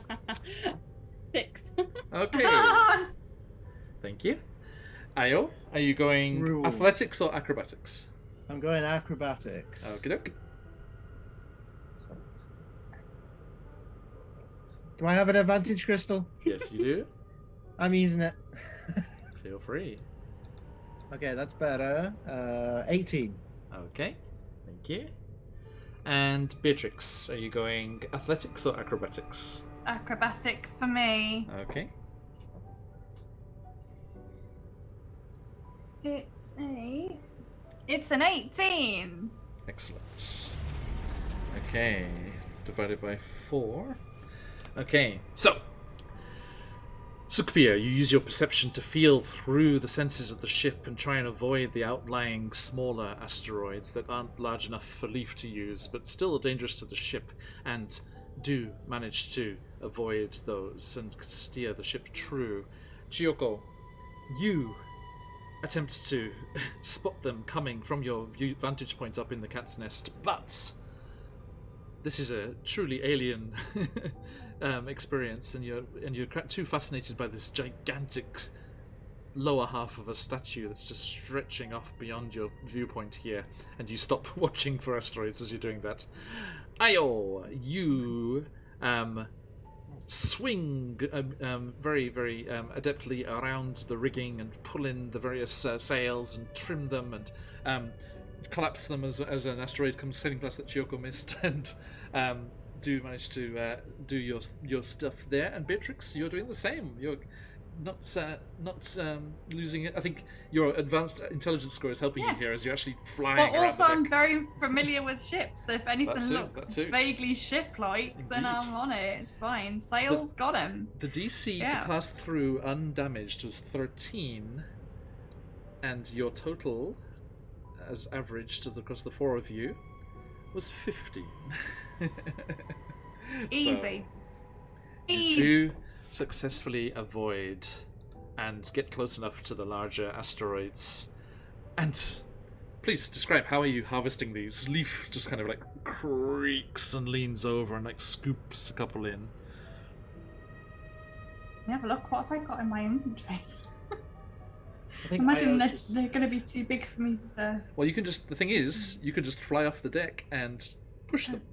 I could, yeah. I was thinking if I could do that. Yeah, let's do all that. you need to do is push them into the edge of your air envelope, and then they'll get caught by the ship's gravity, and Leaf can catch them. I'm doing that. Yes, this is heckin' fun. Io's flying around, and like at first he'll be like punching them so that they go towards the ship, and then he's like, "Oh wait, hang on," and then he starts using like his affinity with the air element and starts thrusting them down with air. Excellent. This is a great way to practice. Oh, I think I'm also having fun. I'm like, hiya, da-da! Just like a little punch, a little kick. Like I'm trying to mirror what Io's doing. I'm like, yeah, this is so fun. At one bit, I will probably challenge B to like a pong match. Oh yes, Okay. volleyball. Contested acrobatics, please. Yeah. Yeah. Oh no. 18. Oh. Beatrix. Oh. Okay. It's Ayo sends one hurtling your direction. You line up perfectly. Realize you've got nothing to kick off and send you in the opposite direction, and it sails past you and clunks off another one, and they just go spiraling off towards the remains of the statue. And from this viewpoint now, you can actually see like the open kind of mouths of tunnels and things carved into the remains of the jagged face of the statue where it was destroyed. You're not sure what kind of weapon was used to just create such mass devastation here, but it was clearly something devastating. And you get a decent amount of rocks that will keep Leaf happy for a while, and get them onto the ship and stowed on the aft castle there, and return flying in yourselves using your intelligence to just will yourselves through. I beat ya. Now, are you doing like hands behind you, or are you doing like the Superman pose. Okay. Two hands or one-handed? Oh, just the Choices, one. choices. Yeah. Everyone comes in for a beautiful 3-point landing, and Suk, you feel everyone alight on the ship again, and accelerates once more. Now, as we come to the end of the day here, Monty starts to get dinner ready, and then he's just like, I suppose it'll need it. Would we, like, are we able to eat even if we don't want to? Or is it like... let me just make sure I don't mess up my thing here. Because I was just going to say I would eat 'Cause anyway, even if I'm not hungry. Captain, it is very, very generous of you to think of it, but we really should keep our supplies for the other side. Once we get into Doom Space, we will need to eat, and we will be voraciously hungry, and I shall rise to the task and feed you all a meal the likes of which you have never tried before. Well, In the you meantime, see... Monty, I've got a game that we could play if you want something else to do. Just so you don't feel down, you know? Go on. I could teach you a dwarven game that we play at home. And I pull out the very random item that I got at the very start, which is a 6-sided wooden block with a different colour on each face. It's a Rubik's Cube block with one block. It's literally like a dice with a different colour on each side. But all we have to do is roll it, and we have to say what colour we think it is before it hits the table, and then one of us will be right. So we've got red, blue, green, orange, yellow. Let's do insight check. Okay. Insight is GIF. Insight is intelligence or wisdom? It's a wisdom. Wisdom, thank you. How'd you go? I got a 12. I got 7. So you call it first. And Monty's like, I think it's going to be yellow. Well done, Beatrix. clearly no such thing as beginner's luck in this game. It's okay, I've played before. You want to go? And you continue playing there for a while, and but Just to make him feel better, you know. yeah, and you do manage to distract him, and he's happy with that.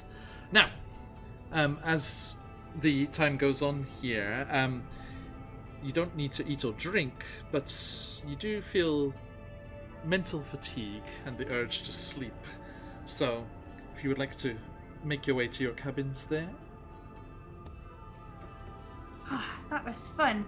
20-2 though. Woof. You need more practice. And you come down. There's a happy snuffling sound, and through the bars of the brig at the end of the corridor, you see just the snoot of Spork. Just like... Oh, Spock, you good boy. Oh, how was your day? Did you know I learned to fly? And then I played Guess the Dice with Monty? Oh, you're such a good boy. I'm gonna get a nap now. Be good. Spoke with his intelligence of 4, just kind of floats off the deck of it in his room, and like also like grunts happily as he can also fly. Oh, and then I'm like, I was about to what? There's a speed of 20. Oh, he has 20. I'll make a note. I was just about to wonder if he could get hungry, but if he can fly, then I'm guessing that he's not affected by food either. No, he's not hungry now. Okay, so yeah, everyone gets into your beds there. And you have already taken the long rest. I did that for you. Suk, if you want to grab into the helm there. And I'll get Mika down here. Okay. As like we come out of the asteroid field, I would also feel a lot more confident with flying, and I would almost be pushing for faster speeds, just slightly.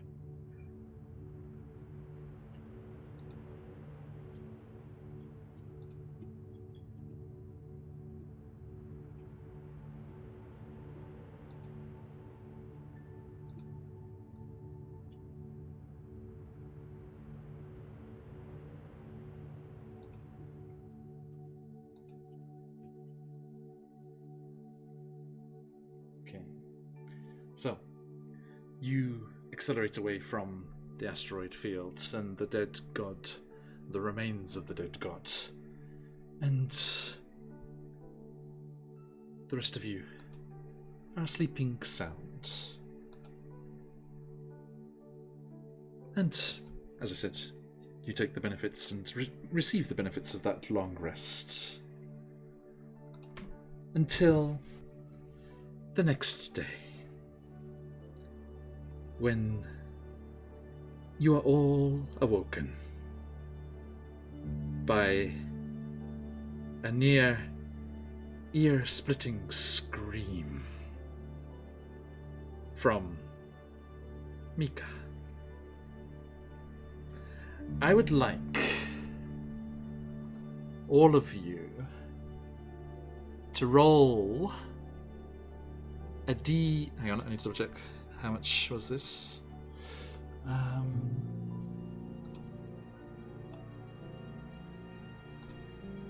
2 seconds, 2 seconds.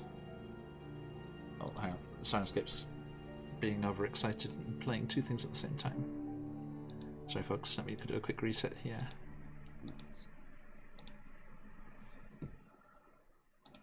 Stop it. It won't stop for you guys. It'll keep going for you guys. Okay. And these problems never affect you guys. It's okay. I think you're only hearing what's supposed to be hearing. It just yeah, it doesn't sound bad. It's fine for us. Yeah. Yeah. For some reason, I think so. For some reason, sometimes one element will just get stuck and it just won't stop playing. It's like, yeah. Okay. Tech gremlins at it again. Indeed. The space ones are the worst. Mm-hmm. Okay. Sorry, folks, back on. An eerie silence falls across the astral sea. Apart from the scream.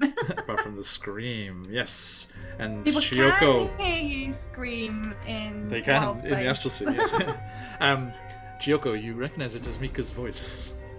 And, as I was saying, sorry, I need everyone to roll me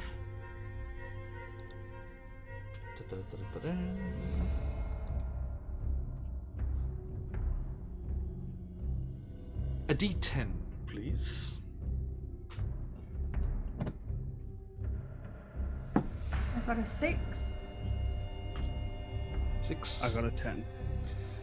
Okay, 6, 12, 22, 6 as well. 28, And a 4. 32. Okay. Mika takes 32 damage. Mama! Just shy of being bloodied. Which is... And do you all just charge down the stairs? Yeah, I Yes. would Yeah. Yep. detach immediately from Helm. Okay. I wonder if anyone chat spotted this creature lurking about, because it's on my screen but not on the player's screen. Oh, you guys wouldn't have. It's on the GM layer, but chat can see that. And I did breeze past this part of the ship earlier before. You picked up more than just asteroids. No. Oh no. And No. you Oh! come What is that? charging down below decks and find this creature hovering over the bed, and Mika just lying there paralyzed like she's got the night terrors, frozen as this creature, tendrils extending from its mouth and body, siphoning off the psychic energy of Chiyoko's mother. As you all come charging down, it senses your approach, severs the connection. Mika falls back unconscious, and it turns to face you all. Roll me initiative. Holy moly! So you can leave the helm and come down. So Yeah, I shall. Sorry, I have the habit of never moving my toe. I imagine I'd be at the back because Yeah, you were further away. Yeah. Oh my goodness. I have a nap. I Me probably too. fell down the stairs. Thing is, I have a +9 to initiative now, but I still rolled a 1, so...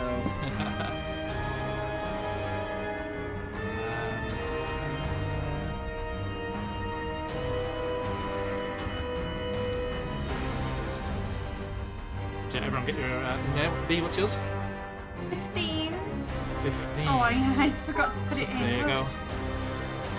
Thank you, Chia. Thank you again. Thank you. I forgot to put it in. Yes, if you can type 15 yours for in. me. 15? Yeah. Okay, I'll grab it. Oh, Yeah. thank you. You got it. Yeah. Super, That's an what's yours? 8, yeah. Super. So natural one for Oh, a total sorry. of what? Yeah, it was nat 1. With Nat 1s. plus, Yes, with my pluses. Nat 1. I have no. plus 0 to initiative? Yeah. Wow. Okay. I had really bad stats. B, I'm good at strength and wisdom. That's it. B, what's your dex modifier? My dex. Plus... +2. +2? Okay, so the creature is faster. Okay, so, Chiyoko, reacting to your mother in peril, you are fastest. How big is this thing in comparison to the room? Can I get to Mika? It is what you see. No, it is filling the space between the door and the bed. It is Okay. a large creature. Cool. Okay. So, yeah, no one hurts Mama Mika. So There is a first wall. off, straight. Next to you is a wall, and I'm afraid B is in the doorway there. Oh, I'm sorry. God damn it. Initially I want to rage. Actually, Angry Kitty mode. you know what? activated. You know what? Both of you are small, aren't you? Or is Yeah, we're Beatrix... tiny, yeah. We're We're small. both I mean, not pretty- not tiny, not actually tiny. Like- but yes, small. Yes. Like, rules-wise, is Beatrix small or medium? Small. Okay, yeah, I'm gonna say you can go back to back in the same spot. You're like back to back fighting with each other. So just leave your token where it is, Choco. But you're in the same spot as B there. Cool. Okay. So yeah, I will Angry Kitty mode.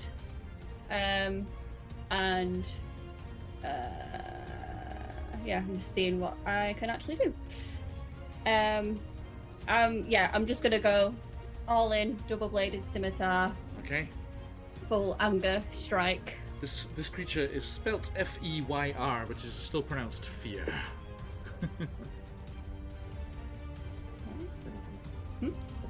15. 17. 17. 17 hits. And then Remember the +2 because you're raging. it's been a while. I got, And you've still got returning weapon on your javelin. on my thing. javelins. Yeah, She's not throwing it. She's right there. yeah. Just so you know. So 7 bludgeoning damage. 7 bludgeoning. Okay. Oh, well, no, slashing, sorry. Slashing. Okay. It's scimitar. Thank you. Anything else? I don't think so.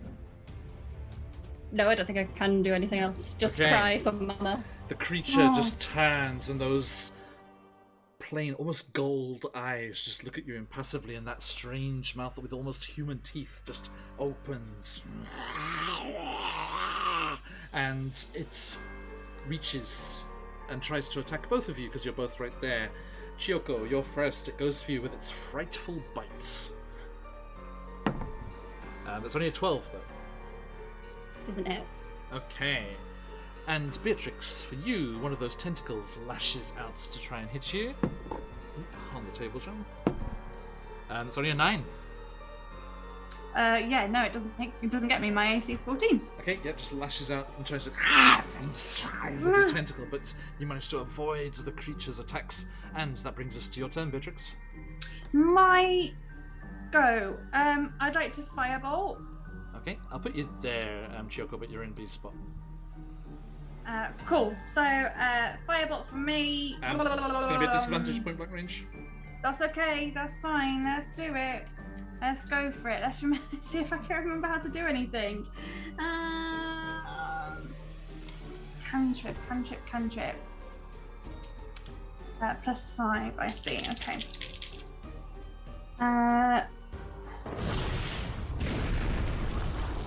It's still a 14 at disadvantage. Misses, I'm afraid. Oh, that's okay. Can my homunculus? Can I use my homunculus as a bonus action? Yes, indeed. Yeah. Cool. Okay. So, Toby, get it. And it's gonna try and I've changed the bite attack to a sting attack just for a bit of flavour, but it does the same thing. Surely a little thing opens up and there's a buzzsaw, right? Oh, that would be very cool. Instead of a Buzzsaw. stinger, it's just got a little buzzsaw on the end. Lovely, let's see. Oh no, that's not gonna do it. It's only an 11. Yep, right. So It hits, tried. It hits it, but doesn't cut through this tough, Yeah. leathery exterior of this creature. Okay. It thank tried. you. Yep. I'm done. Thank you. I'm gonna probably move back a bit actually, just to give myself a bit more leeway there. Then I'll probably move back just slightly, Yep. if that's Thank you. okay. Cool. Okay. So yeah, you dodge out the way. Okay, so we can Yeah. put Chiyoko in there. Probably realised that I've bitten off more than I can chew and move myself out. Okay, well that's going to be a 19 on the attack of opportunity. Ah, crap. Am I able to use a reaction? Is that something I can do? Yes. Yeah, cool. Okay. So as a reaction, invisible barrier of magical force appears and protects me until the start of my next turn. I have +5 bonus to AC. Which makes it 19. beats it. Sorry, not enough. Not enough, I'm afraid. Well, that's okay. So that is going to be. Hang on. I need some more dice. Ay. This could be the most amount of damage John! I've ever taken. Don't kill me. Only because I only had one. So it could be Also, two. where is Spock? Piggy, I need you. He's locked up. He just came dashing down here to make us scream. Oh, no. He's like, you just hear this dull like thudding. He's like, go. Oh. Right, come on, give it to me then. It's How much gonna damage? be.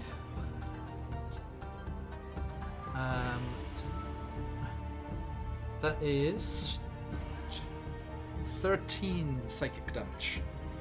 13 psychic damage. Yes, and I'm afraid actually we should have left things as they were because as you try and rush away, the tentacle wraps around your waist and grapples Ay, you. ay, ay. You cannot run away. I'm grappled. Yes, indeed. Oh, poo. All right. And it just grabs you and just starts pulling you back towards those strangely human teeth. It's just like. Okay, and that brings us to Ayo. Suk on deck. All right, so question first of all. Chiyoko's in the doorway, right? And me. B, and B, yeah, both of them. Okay, and they're like sort of side by side. Mhm. So theoretically, there's space above them. Yes. Okay, so I'm gonna use my new flying speed, and I'm going to float up into the air, and I'm gonna fly as fast as I can above their heads through the there. doorway, Mhm. and attempt. I'm going to spend 2 key points, and I'm going to use Fist of Unbroken Air Nice. to try and not only damage this thing, but push it up against the wall so that Onto Mika. we can get to Mika. No, Not but- on to Mika. I mean, that's the only way you can, because you can push it away from you, right? It's filling that space. There's no, you can't get, you can't get like above to the side of it really. Oh, right. In which case, then I'll just hit it with my quarterstaff then, but same tactic. Okay. Yeah, it's the problem with the cramped conditions. Yeah. Oh boy. I don't have an advantage crystal, do I? Afraid not. Oh, okay, so that's not gonna hit, because that's a 2 on the dice. Actually, bonus action. sorry, Ayo. Angry Yes. Nutria with those last bits that I said thank you for. I didn't actually get to see the comment properly. I want to see Ayo re-roll if any bits help. So, I mean, usually it's channel points, but I mean, bits, that's actual hard physical currency, so I think that's definitely worth a re-roll. Even more. Definitely. Thank you so much. Thank you, All right, Nutria. this roll's for you. Oh, much better. Nice. That's gonna work. That's what we a like to see. 23. Definitely hits. All right. Excellent. You can't give it on your own stream. Why? SMH. I just used my I points. can refund them, Does- and I will. Oh, that's so mean. I was gonna also do one for myself. Can you to have imagine minute points. exactly? Imagine the precedent that would be setting. Everyone just tuning into Inspirational the round. Can't give yourself inspiration. Okay, so that's going to be 7 points of bludgeoning damage, Nice. first of all. So And no. then I'm going to spend a key point to do Flurry of Blows. Okay, look. 2 unarmed strikes. Going to give me 2 unarmed strikes. Smash. First one, It just goes. natural 20. Ooh, Excellent. nice. Let's go. I mean, is it's unarmed, not- is unarmed strike just straight damage? Not for a monk. Okay, It's a 1d4 plus 4. great. So it's 8 plus a d4. 8 plus a d4. 9. Nice. Okay, and That's last the one. second one. Is a 17. Hits. Hits. Amazing. That's gonna be 6 points bludgeoning damage. Okay, GR coming through with the inspiration for that B wanted to give herself. There it is. Yay. So like the first strike is with the quarterstaff, Mm-hmm. like that, like a side swipe, and then as Io's body turns as well, the unarmed strikes are 1 kick from each foot going past, like a whoosh, Nice. Okay. and then so just what was landing. sorry, what was the from- damage on the second strike? That was I forget. 6. 6, thank you. Okay, nicely done. Yes, so you just come hurtling through using your intelligence to fly above your friends and smack it with the quarterstaff, and then the 2 unarmed strikes come whistling in and badly damage this creature, and it finds itself cornered in this cabin here. Okay, Captain Suk. Does it happen to loosen its grapple on me at all? I'm afraid not. Aye. There are no concentration checks for grapples. Gosh darn it. Captain Suk, you come thundering down the stairs. I am going to You see, rush in. you see Monty there with his big blunderbuss, but it's just like full of friends. It's like want to shoot but can't. Just get ready to aim. just get ready on the trigger.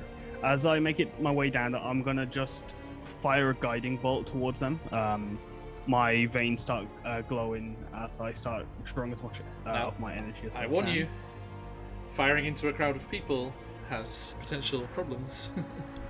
if it's a critical failure, as in fails by 5 or more, and it does have cover from your allies, that will be a problem. If you have anything that's touch, you can reach over Chiyoko and Beatrix and touch it. But...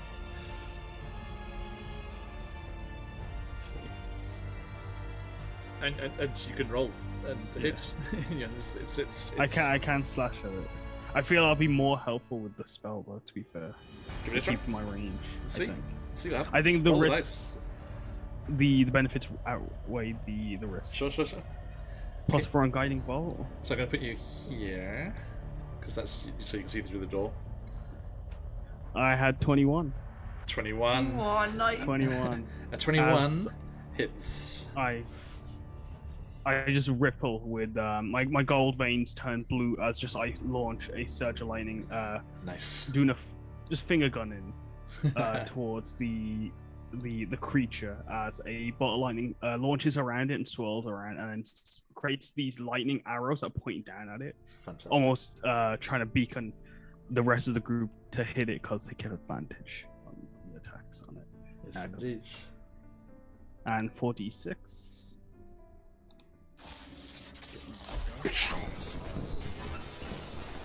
There it is. Okay. 10 damage. 10 damage. Excellent. Now. 10. Boom. Okay, thank you. And Chiyoko, this beast that has attacked your mother in her sleep is lit up like a Christmas tree, and you have advantage on your attack. Ooh, okay. I'm kind of a little bit like, oh yeah, I can fly here. Huh. But I also want to help Bee with her being stuck. So can I aim for the tentacle that has her without hurting her? Yes, indeed. Yeah. So I don't know if I can, but I guess can I fly towards it for the extra shum? Yeah, for flavour, definitely, yes. But it's For right. the cinematic approach. Absolutely. So you have advantage from the guiding bolt. Yeah. Okay. It didn't help. Has she got any crystals? BGG, help Yes, she me! has. Help me, Okay, GG. can I use that? No, it's a reroll, so it's still with advantage. Oh, still with advantage? Yeah, it's just oh, it's a redo. Yeah. just one more. Okay, one more. Oh, better. Okay, so Using the scimitar again. yeah, so 18. Hits. Yeah.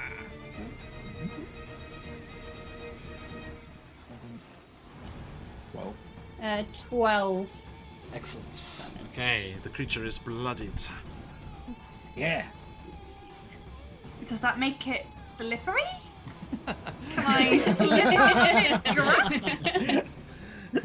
Shimmy out? I will make the equivalent of a concentration check because Chiyoko specifically said she was going for the tentacle.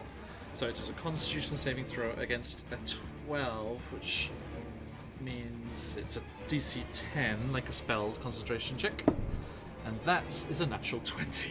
Sorry, Beatrix. It's like the stay more away. we struggle, the tighter it gets. Snuggles. No. And Not snuggle. it's turn. Let's see here. It is gonna go for 1, 2, 3, 4. Chiyoko. It goes for you that bite again. It's gonna be 13. Misses? Okay. And I am not the snackser. the tentacle is going for also Chiyoko. And that is gonna be dirty 20. Yeah. It's like it's, yeah. Okay, so Yes. the other tentacle it has two of these tentacles that you can see in the picture there. One of them is wrapped around Beatrix. The other one lashes out and wraps around you. Io, you see both of your friends wrapped up in these tentacles and hurled off their feet, yanked off their feet there, and that is going to be.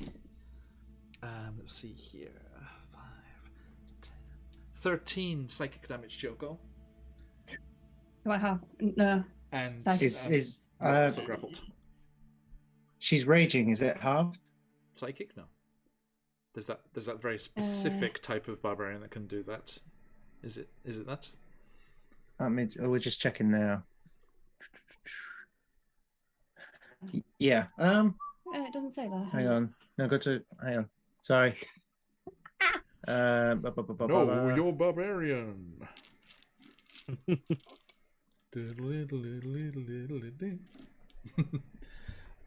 What kind of barbarian is it going to be? Ah, yes. Pact of the Bear Totem. While raging, you have resistance to all Except damage psychic. except psychic. Haha.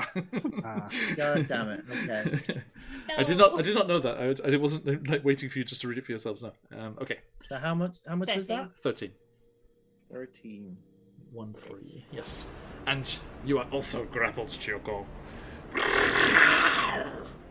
And that brings us to B. You can try and escape if you wish, but there is no disadvantage to attacks or anything. You can just attack if you want to. I want to do something that's a little bit reckless.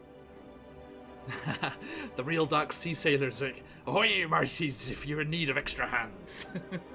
All hands on deck, sailor. All hands. Yeah, all hands. A few more hands will do. If you're not afraid of a fear. Go for it, Witches. I kind of want to do something reckless, but Welcome in, sailor. it's a bit chaotic, but Perfect. You're in the right place. I'm Let's just go. gonna go for it. I'm panicking because I don't usually go for combat. Not Vicky's panicking, B's panicking, because I've never been grappled by a fear before. Sage advice from chat. Stab it. I don't have anything to stab it Arr, with. yeah. Bless you. But Punch You it. have no Punch melee it. weapons. I do have weapons, but By the way, I think I would like all of you, apart from probably IO, to be very, very aware of my generosity and not letting you use any armor that you would not be using, considering you were just asleep. I was just oh, there in I the armor. sleep him. I In sleep. defense, I never take it off.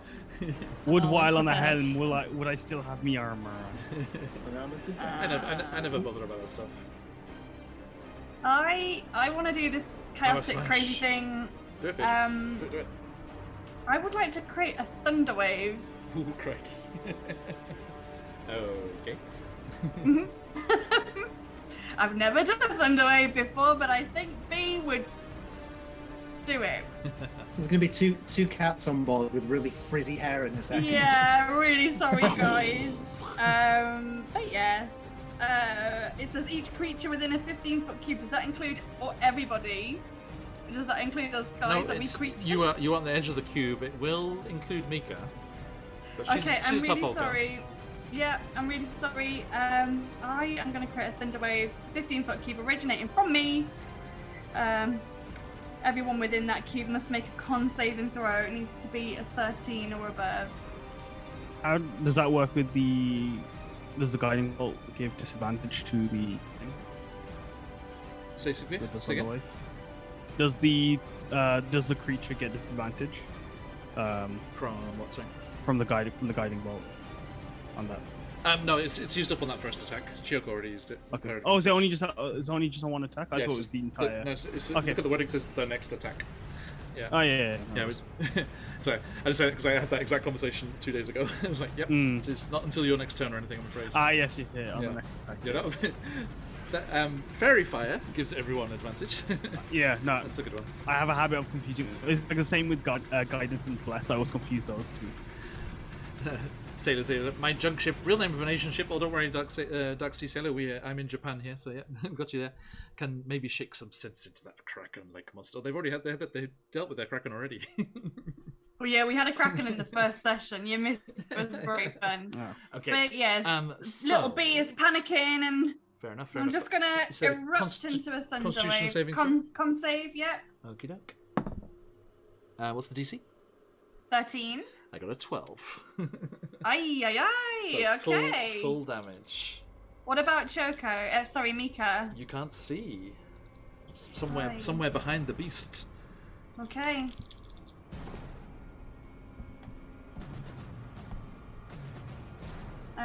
Just 6 6 thunder damage. 6 damage. Okay. Yeah. Noted. Thank you. And it gets pushed 10 feet away from me. Okay. So it gets knocked back How does that work with me? over Mika there, and you two get dragged with it. I was hoping it would release its lovely little grapple on me. Afraid not. Okay. Yeah. And then my bonus action, I guess, my homunculus, Toby, can have another go with his little thing. Okay.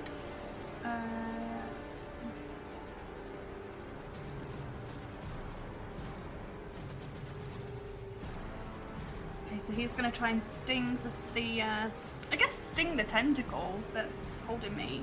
Okay. A 15. A 15 misses, I'm afraid. Right, he's really trying, bless him. And that's me done. Okay, thank you. Sorry, I thought that was gonna work really well. No worries. Okay, that brings us to Io. Io. Sorry, 1 second. I guess I look over at Chi-Chi and go, sorry. Like, now she's frizzy, I'm flat. What the hell? Okay, so It's okay. Yes, Io. I mean, I think I'm just gonna do the same as I did before and attempt to fly around my small friends, and attack this thing. As I do, I'm gonna call over to B and say, maybe try your portal gun. Let's get it out of this room. Oh yeah, if free an arm, I can definitely do that. If maybe you could take it from me. It's like just on me. Beatrix, you are not incapacitated. You are just grappled. Am I not? So your movement I'm is just 0, grappled. but everything else is okay. Yep. Yeah. So quarterstaff from me again. Okay. For my attack. I could do that. So I just you're hope that if I, passive at the top, yeah.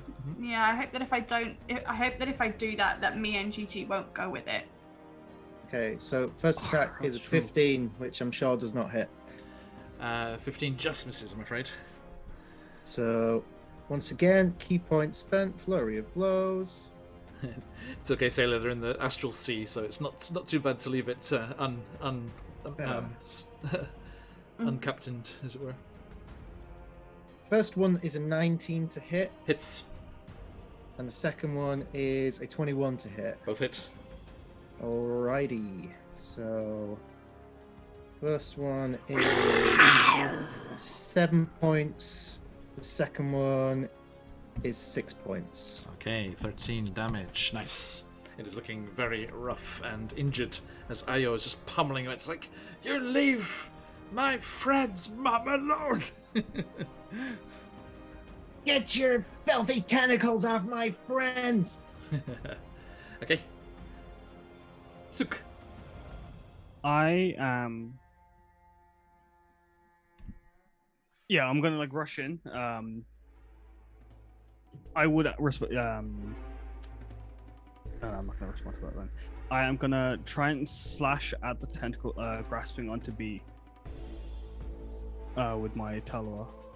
And then, does anyone need healing? What's everyone's health situation looking like? I'm on 11. I cast I'm healing 21. word as well.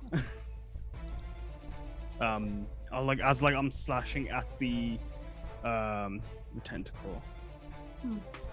On I Choco or got- B? On B. Okay.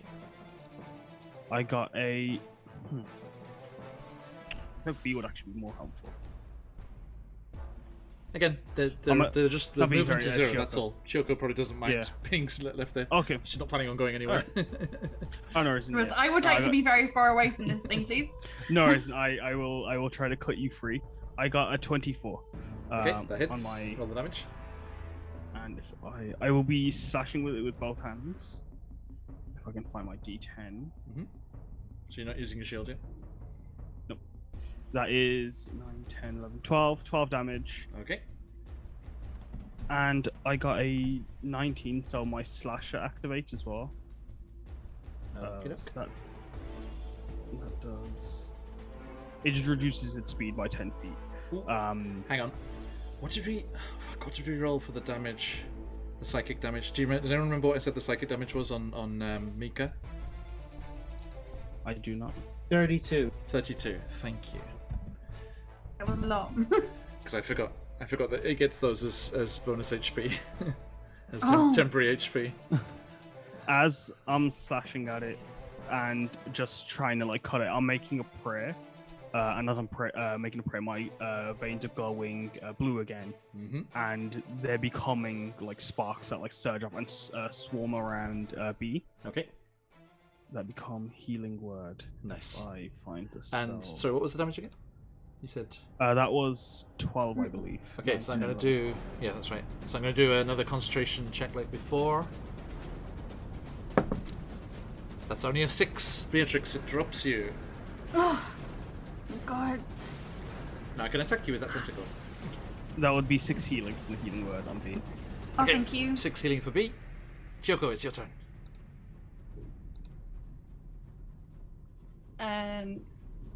Yeah, I think I'm gonna be a bit bored this turn and just keep trying to hack at the thing that's holding on to me if I can. Okay, go for it. The No problem at all. Yeah.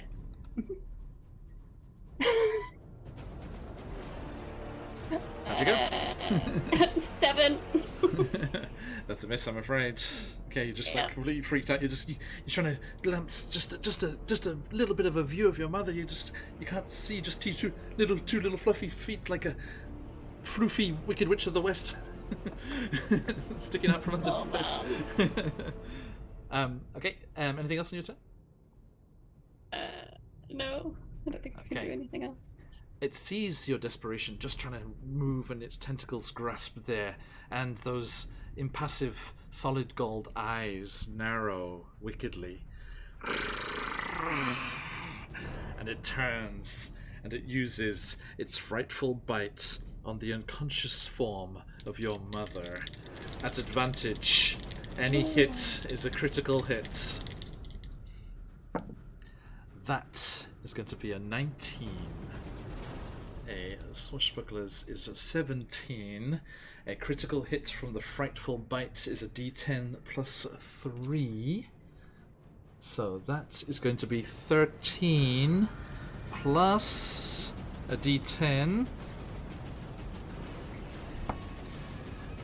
That's 8. So for a total of 21 damage. You see it just turn, and those strangely human teeth just open wide, and then it just goes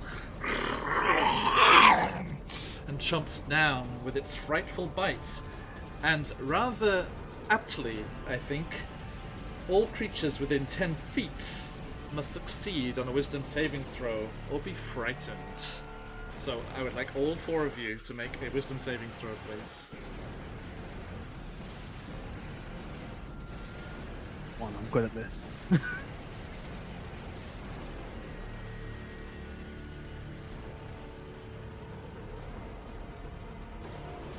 23. Okay, you're okay. Kyoko?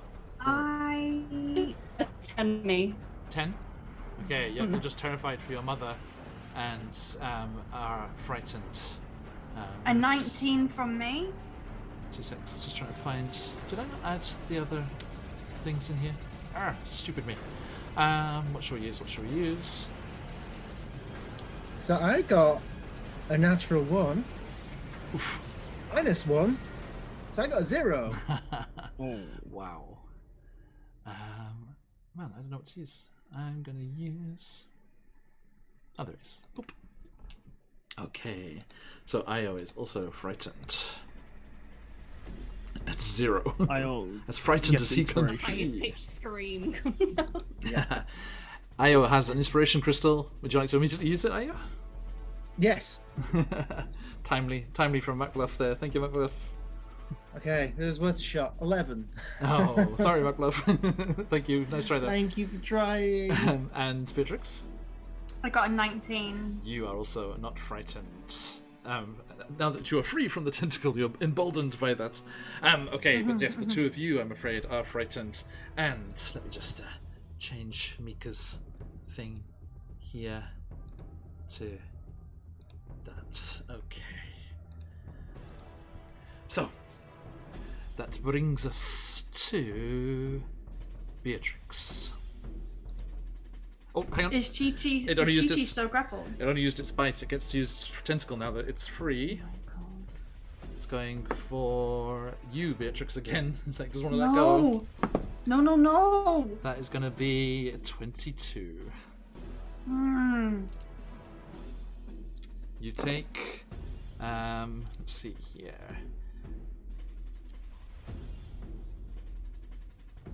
You take 17 psychic damage. No. And are grappled once more.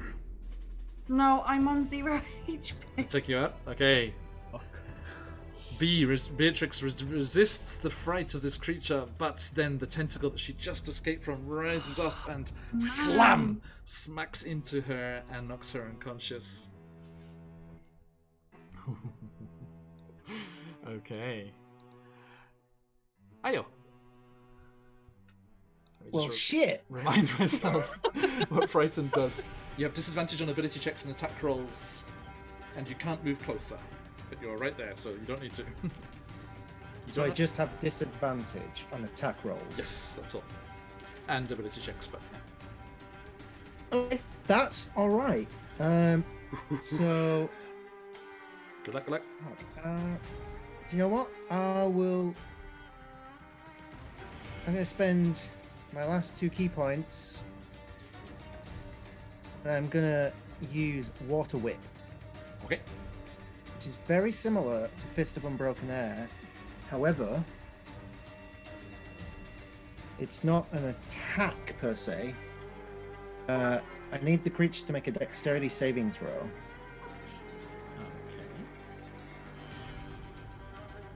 So you're not making an attack roll? No, this is an ability. Nice. That is a natural 1. A natural 1. Incredible. Thank you again. Thank you. So, I'm sorry. I'm not going to be so nice as allow Bits to raise someone from the dead. Well, she's not dead yet. Don't worry. I'm just unconscious. I'm not dead yet. But thank you. Nice gesture. all right. Nearly rolled max damage. This is great. Excellent. Well done. So that's going to be 24 points of bludgeoning damage. That's almost the entirety of those temp HP. Nice. As a whip of water leaves Io's hand and wraps around the creature. Can this creature be knocked prone? 2 seconds. I mean, you'd have to try. Well, I have the option of either I can knock it prone with this ability, or I can bring it up to 25 feet closer to me.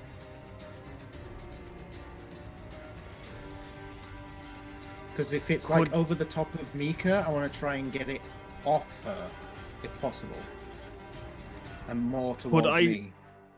Could I shout like? Would you be able to you almost drag it over you? Maybe. That's. What do you think, John? 2 seconds. What are my options for that? Because I Suck would shout, "Try bring it over." Maybe I swing us round. Yeah. Well, even almost suplex like swapping it over places. Suplex. Yeah, I use the water to suplex this thing. Is water pretty powerful like that? Hmm.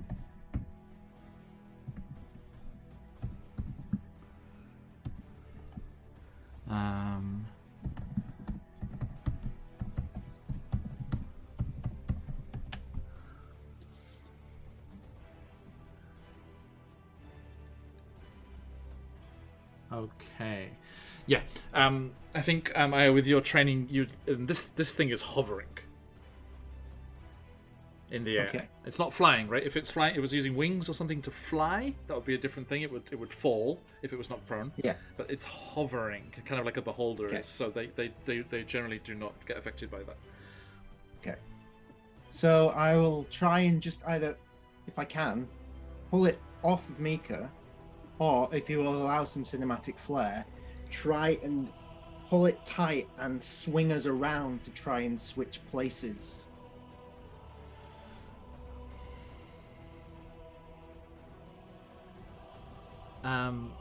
Okay, read me the wording of the ability again.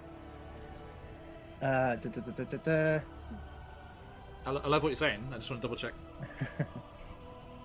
So on a failed save, creature takes 3d10 bludgeoning damage plus an extra 1d10 for each additional key point, and you can either knock it prone or pull it up to 25 feet closer to you. Okay. So, yes. I'm gonna say it's gonna be a contested athletics Okay. I'm good with because you're not pulling it just to you, you're pulling it past you and like trying to use that ability to just pull it out of the room, basically. What's your athletics? Internet 20 only. It's Do I have It's an the best advantage out crystal currently? No. But I will use Angry Nutrias. 100 bits there. They couldn't raise Beatrix from unconsciousness, but they can give you a reroll there. Okay, good, because that was a nat 1, so Hey. let's fix that. Oh, better, much better. Hey. Thank you once again. It's a Thank you, 21. Nutria. 21. Okay, I'm gonna go full transparency here. I'm rolling in chat. It is gonna be a +3. So I need an 18 or better. 18, 19, or 20 will beat you. Hey. That is an 18. Oh, shit. I'm sorry. It does get pulled like off because it was like chomped into Mika's body, like its teeth was sunk into her form, and you pull it off, so it's no longer biting into Mika. That's fine. And it's pulled up towards you because it's towards you, right? And you're flying up on the ceiling, so it's pulled up towards you off the bed. Okay. And I think a small creature could squirm under there, if necessary. Perfect. Beats it. Indeed, Phantom. Okay. Cheers, Mac. Oyasumi. Okay. Captain Suk.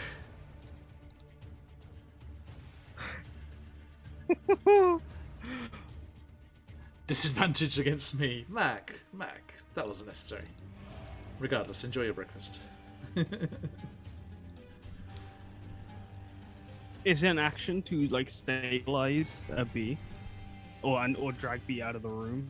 Yes. And like, Yeah, you have to do a medicine check, which is your action, yeah. And she's still grappled, by the way. Her unconscious form is in the tentacle of the creature.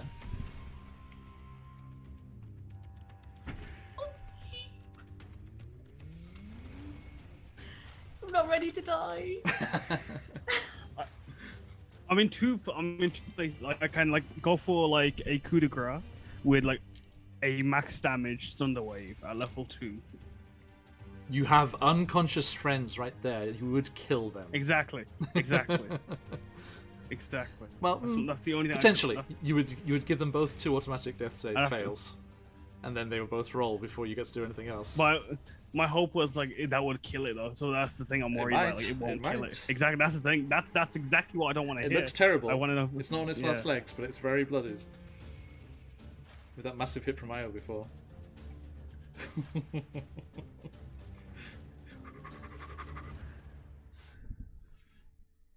Absolutely, Nutria. We like a bit of participation here. Anyway, sorry, I don't have my little piece of paper up on screen, but of course, any subs or gifted subs will create a spin of the wheel of shenanigans. Actually, speaking of which, Kaz, you have one of those. What are we doing? Apsis, we still haven't spun Apsis' wheel for you. Yeah, we didn't do it. Oh, you spin the wheel and all your friends come back to life at full hit points. That is Yay! please. Yay! On the wheel, but Sukabia does start moving much faster. Sukabia, congratulations. Whoops, all dex. You have a dex of 20. Oh, that's ideal. Well, it isn't really. But like, it's not. Yeah, every little helps. It doesn't help with anything right now, but like. Yeah, I'll sort that for you. You do your thing. You decide what you're gonna do. I'll fix that in the background. Oh, the music's perfect as well. Come on. All right, I think that's what I'm gonna do. Hey, good I'm luck, gonna Sailor. pull- Got lots of good giveaways today. Yes. Is like, would I be able to contest, like, try to pull B away from the creature? There is a DC to escape the grapple. Yes, you could do that in Beatrix's stead. Yep. Or you can just try and stabilize it.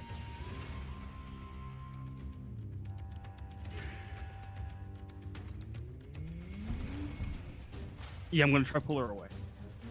Okay, refresh your character sheet to get your nice speedy dexterity. Should be 20 plus 5 now.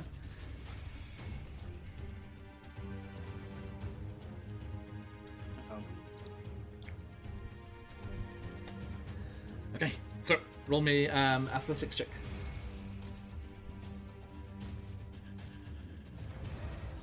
+5. +5? It's Athletics? +5, yeah. +3. My athletics, yeah. No, it's +3 plus, but I'm proficient in athletics. Nice. Swarthy captain. 24. Hey! Okay, yes, you managed to Beatrix out of the tentacles. Goodness. Are you gonna pull her as- away, like back away, or what? Yeah, I'm going to pull her away as far as I can get her you- away. You can go half speed, so that would be 1, 2. And if I would I 3. like spin her so she's on the side? Like I'd swap her. Like would I be able to move her here? Like lean me She's- against a wall or something. Yeah, I'd put you in the other room almost. Is a Monty in you there? can do that, but the other way around. Yeah, the others are there. Yeah. Mhm. If we have anything to help, now's the time, please. All hands on deck. As I will then, while looking back in the room, I will cast Spiritual Weapon. If I have, I should. Hopefully, I do. I will cast Spirit Weapon on where B was being held and like creating this. Is that a bonus action? It's a bonus action. Spirit Weapon. Is it? I It's a will- bonus action to move it and stuff. Is it a bonus action to cast it? It's a bonus action. Cast. Shit. I'm going Spiritual to. Guardians is like very good spell. A spiritual Yeah, weapon. Spirit Right? Weapon, but they both like you can use both at once. Yeah, okay. Yeah, Bonus Spirit action. Weapon is a bonus action. Yes. I'm going to summon it in. It'd be a electric sword that would be summoned in B's place, and then try to slash at the tentacle that was grasping it. Yep. Roll. And- Roll to hit. It's +4. I got 15. I have the perfect thing. Oop, there it is. Okay. 15 just misses. I I'm don't know. afraid. Oh yeah, I thought so. Yep. But it's ready there for next time. Okay. So yes, Chiyoko, as you're kind of grasping that tentacle there, terrified, you see this ghostly cutlass appear and slash at the beast, but it doesn't cut through, unfortunately. And it's your turn, Chiyoko. Actually, no. Top of the round. A wee death save for Mummy Dearest. Okie doke. And Chiyoko, what you doing? I think I'm a bit stuck because I can't move closer. I can't do anything with the nice shiny sword except get distracted by it, but I won't because Mum's in trouble. So I think. can just I attack think, it? Yeah, I think I'm just gonna have to Okay. in pure desperation. Please. That's something I'm thinking. 9. Not enough, I'm afraid. The fear for your mother's life, it is affecting you. Okay. The creature has a tentacle and a bite. It's gonna go for Chiyoko with the bite.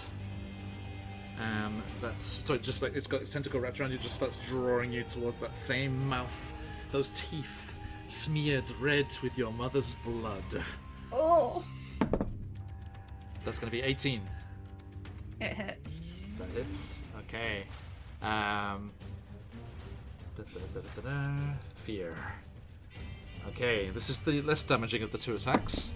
But that's the best it can be. That's 13 piercing, halved to 6. Yep. Okay. Yay. The good news is because you got to the fear's next turn, you are no longer frightened. Because it's to the end of the turn. At the end of the fear's turn, you're no longer frightened.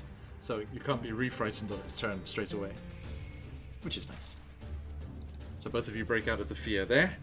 And then the other tentacle is going to go for you, Ayo. That is a d10. That's not what we rolled to hit. That is going to be 24. 22, sorry, 22. No, that doesn't hit. Yeah, of course it does. Just checking. That is going to be 14 psychic damage. 14. I mean, I am raging with anger, but it's not like mechanically I'm raging. afraid not. Okay, that's fine. Okay, so the other tentacle that was just had B torn from its clutches, and again you feel that terror, that fear racking your mind, causing that damage, and you are grappled by the creature as well. And B, what moment from your past life flashes before your eyes? My sister marrying her husband. Oh, lovely. Okay. Thank you. And Ayo, it's your turn. Well, I am terrified of this. I was terrified of this thing, but you know what? It's grabbed hold of me, and now I'm exactly where I want to be, in punching distance. So, well, I say punching distance. Gonna get a quarterstaff strike first of all. That's gonna be very good. 20 to hit. Definitely hits. Exquisite. Boop, boop, boop, boop, boop. 5 points of bludgeoning damage. That's it. Bonus action, one unarmed strike. Oh boy, 11 does not hit. Afraid not. Okay, but good news, it is bloodied. So it is on 10 HP or less. Oh, last legs. Sorry, last legs. Oh, Sorry, last- my bad. last It was tentacles. blooded. Last tentacles, yes. Last tentacles. Okay, nice. Captain Sook. B is bleeding out on the floor at your feet. I am going to just start like making a bunch of prayers until Oh, drawing God. as much of my magical essence as Everyone, I can. I'm sorry, and he's one of those hopes and prayers guys. No. I can't fucking believe. Sorry. But yeah, I will just try and like pour that magic into B to stabilize her, or like is like do I roll how much HP that would be, or is it just to bring her back up to 0? Are you using a Spell, yeah. a spell? Okay, yep. You roll the HP as normal. Alright, cool. 1d8 plus 2. 10. Beatrix, you come back to consciousness, lying prone on the deck at the foot of the stairs, away from everything that's going on, but at 10 HP. Oh, amazing. Keep your distance. Aye, aye, Captain. Okay. Thank you, We Sid. still have. Anything else on your turn? No, I'm just gonna comment myself. It still has Chioko's mother. Oh, my spirit weapon is going to attack Yes. as well. I completely forgot about that. It's 1d8. Oh no, it's not. It's a whole last attack. Roll to hit, yeah, plus 4.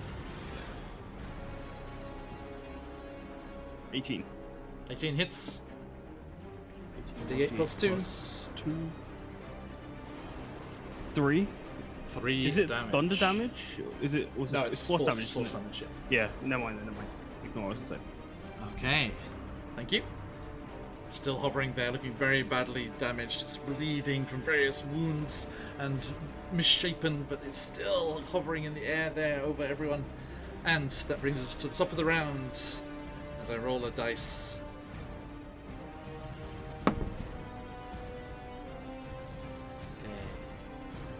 There's a picture of a grassy meadow, lots of wildflowers across it, and a white felis with a tiny little grey-furred felis up in their paws, spinning round and round on a beautiful sunny day. Choco, your turn. I know what. Not that image before, but I'm gonna attack again, but I'm gonna leave POW until, depending on how it goes. Okay, fair. Are you kidding? Dice. It doesn't hit. Dice. I got a nat one. So You gotta put it in jail. Natural Send one. that trace to You don't down. folks let those phoenixes fly. Okay, Choco, you do not manage to strike the creature. Well, you do, but it's just its tough hide is too much for your weapon. Okay, the creature turns, the teeth gleaming. Okay, yeah. Nutria is changing from rerolls to guidance here. Supir, 100 biddies for some guidance for you, my friend. +4 on a roll of your choice. Okay. Ayo. The rain of blows. Non-ceasing rain of blows has caught this thing's attention as the tentacle just draws you closer and closer to those gnashing teeth. 24. That'll hit. And that is going to be 5 piercing damage. Oh, that was so painful. Oh no, wait, I'm fine. This is new. I need both of you to make a wisdom saving throw, please. Frightful bite. 14. You're okay. Choco? 14 as well, yeah. Okay. So yep, you're both resistant this time. And that brings us to Bee's turn. Rising from unconsciousness. Has it still got its tentacles around those two? It's got Iowa and Chioko, yes. Right. Chioko, you I'm have gonna inspiration from I'm Nutria. gonna Thank you use for all my these bits, Nutria. crossbow. I'm gonna use it straight to the face. You too, Iowa. Take out one of those golden, horrible eyes. Okay. And I have got a 19. That to just hits. Just hits. Yep, you have a plus. You have inspiration from Nutria as well. Thank you so much, Nutria. Thank you. So that's a 5 with the crossbow. 5 damage. Yep. To Okay. one of its eyes. I'm gonna go with its left eye. Okay. The bolt and sinks then as home, and it's, the eye just pops, and like almost like molten gold, it just runs down over its face. And then as a bonus action, I'm going to create my Eldritch Cannon, my flamethrower.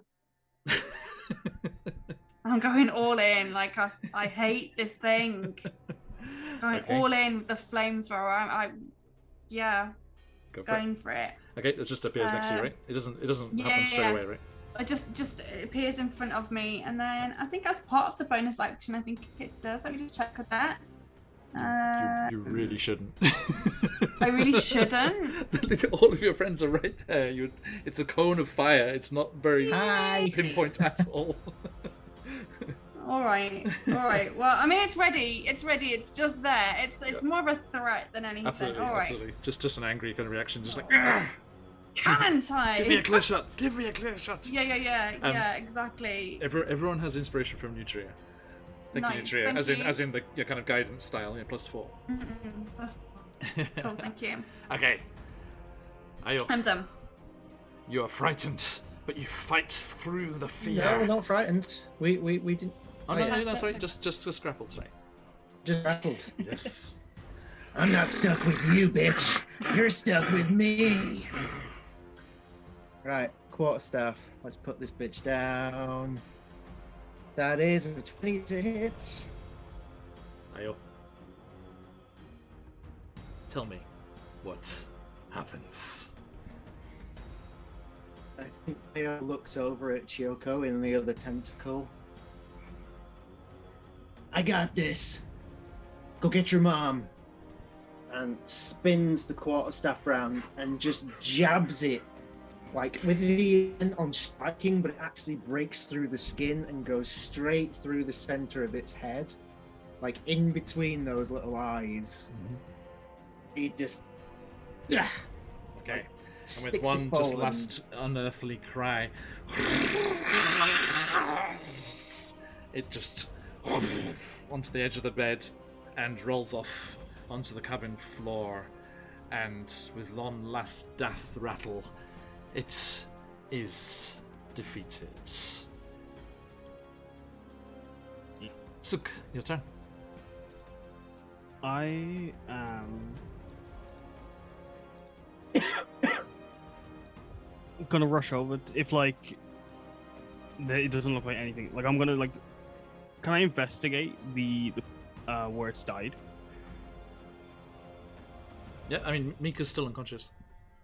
Yeah, no, exactly, because I don't want to like step in and then like it suddenly comes back to life and kills me, just in case. Io if seems I- very happy about something. Okay, that's fair. Then I will reach over and then do the same with I did with B and cast. You still got spell Cure Wounds. slots? Yeah, I've got. I just got rid of the last one. That'll be to Cure Wounds on. What's the healing? Let's see. That is 8. 8? Mhm. Okay. And as your magic, what does it look like as you cast this healing? My veins would like sparkle, surging blue, and I just like pour like lightning into Shioko's mother. And I Sounds imagine terrifying. her hair would, I imagine her hair just like tufts upwards, and like you can see it sparks between all the fur. Suk's just like, Um, clear! Yeah. Nurse B, please help.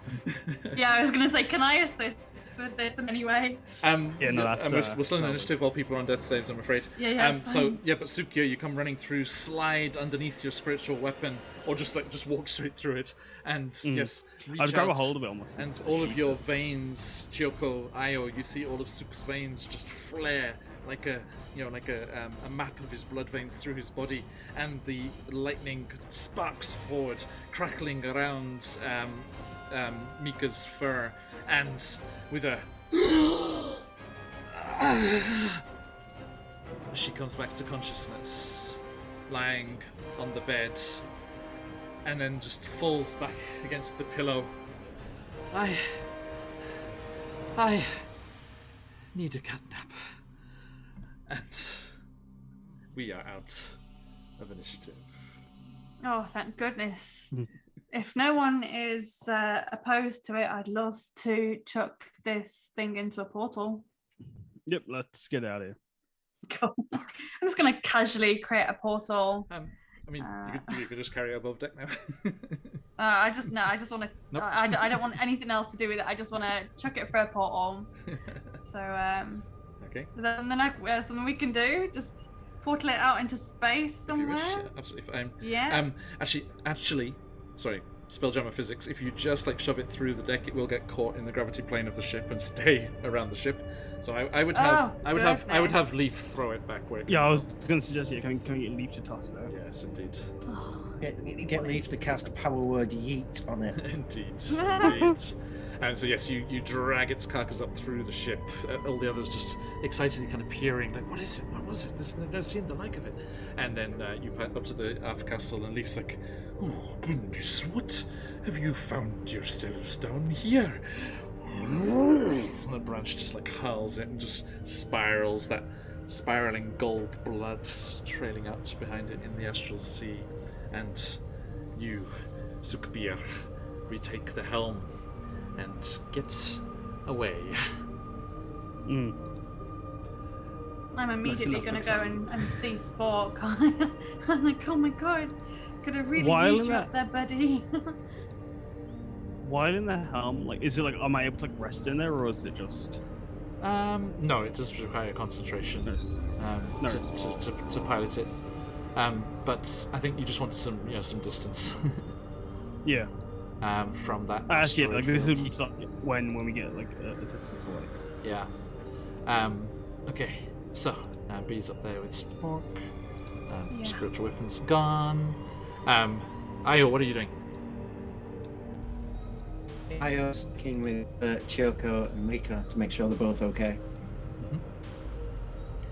And Chioko? At first, Chioko's just going to be in stunned silence. And silently is going to walk up to Io and probably give him something he's going to be really happy about. A hug. I'm just going to say, very sadly, thank you. And then I'm just going to go sit by Mika. And she coughs weakly, and her eyes open as you sit on the bed and the mattress moves. I had the horriblest dream. I thought, well, I dreamt that I'd never found you again. But then, it was just a dream. And you kicked its ass. Thank you, darling. Ayo, thank you. And please pass it to the others as well. But I do need rest. And she just passes out against the pillow, but in sleep, not unconsciousness.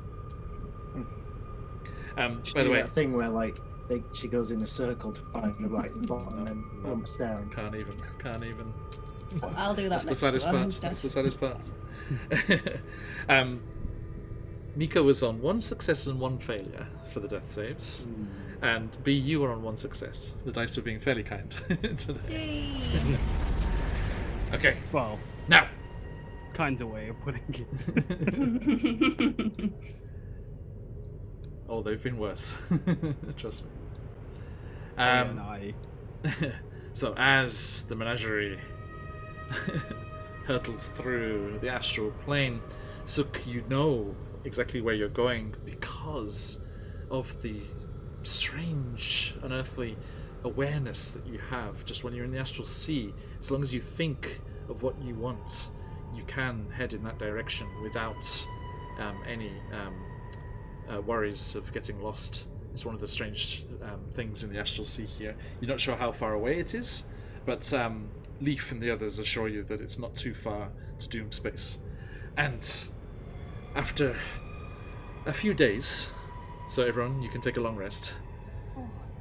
After a few days, although time doesn't really pass here in the astral sea, but the equivalent of a few days, you see Suk, or you sense the atmosphere around the ship, the air around the ship, if you will, darkening again as you leave the astral sea onto the edge of Doom Space.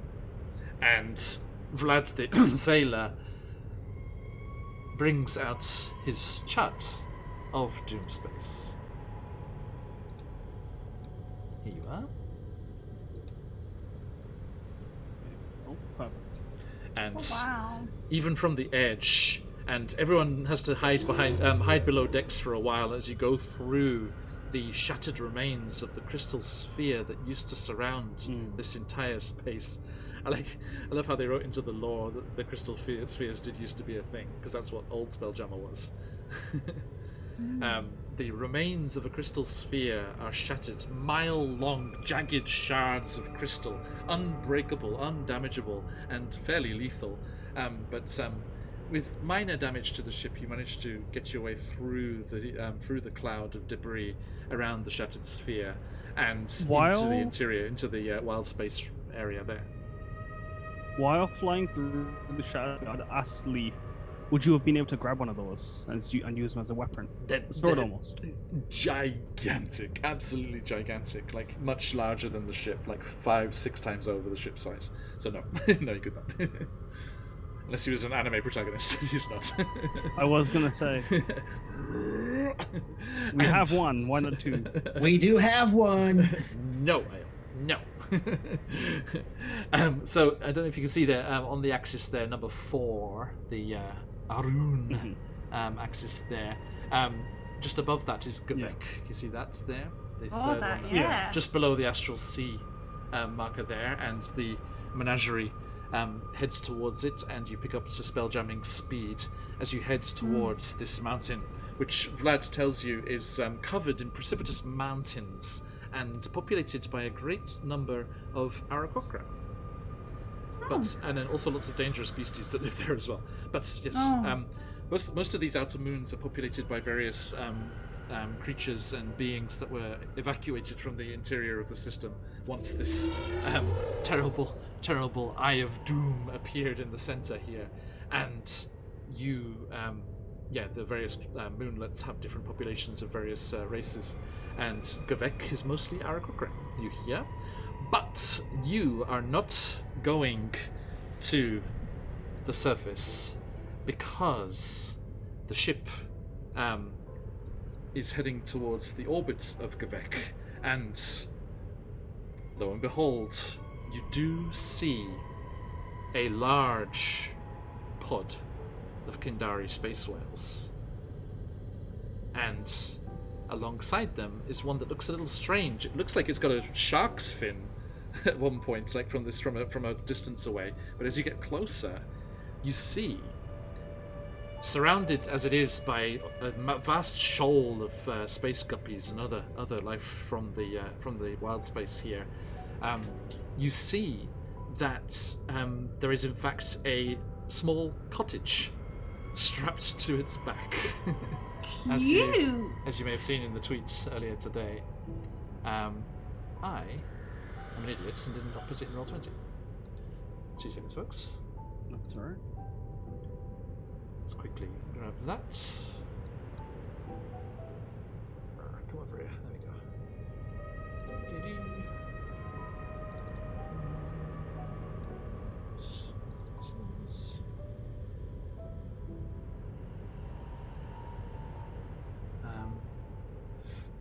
That's the point. Do I even have it here? No, I think I only have it on my phone because I was just using it on Twitter. I know exactly where it is in the book, though. So 2 seconds. Okay, so please talk amongst yourselves. What are your impressions of seeing Doomspace for the first time? Well, this place is kind of cool. But you want to be careful. You don't want any of those sharp crystal-y things to come near you. No, you've escaped that. That's okay. Yeah, It might be we a best roll. not play Pong with this one. Be how you feel. I wonder if any of these are the Kindari are friends or family of Angrajuk. The cottage looks cute though. That must be where old Granny Stardust is. I wonder what the rent is like for that place. Maybe they have a mortgage. I don't know. We can always go in and ask. These alien concepts from your homeworld, are you? Oh yeah, of course. I mean, you should see inflation prices there. It's ridiculous. We're here to escape, Ayo. We're here to escape. Oh, that is cute. I very much like the look of that. There we go. There is I like that. the Kindari with all of the guppies shoaling around it, and Oh, that's lovely. the cottage on the back.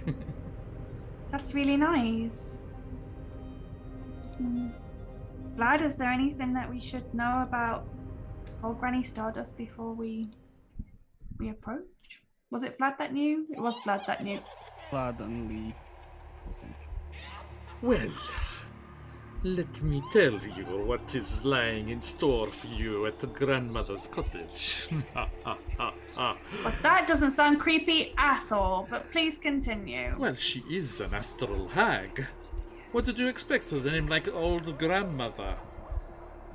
Well, I expected Well. a nice, sweet old lady who makes pies and cookies. One innocent fool. Two innocent fools. No, young Beatrice, no. Old Granny Stardust is an astral hag, and how she will react to all of you is quite unknowable. You'll have to make landfall and See for yourselves. Anything we could expect? Anything we should avoid treading on, mayhaps? Like others of her ilk, she is originally from the Feywild, and thus, on a good day, will observe the rules of hospitality, reciprocity, and the third one, I forget. Keep your wits about you. We were sent to see her, though. Do you think she knows we're coming? Your guess is as good as mine. Surely. Well, she knows now, I'd assume. Zook, out you pop. Let me jump into the spell-jamming helm, and I shall keep her alongside as the Kindari goes swimming about its business.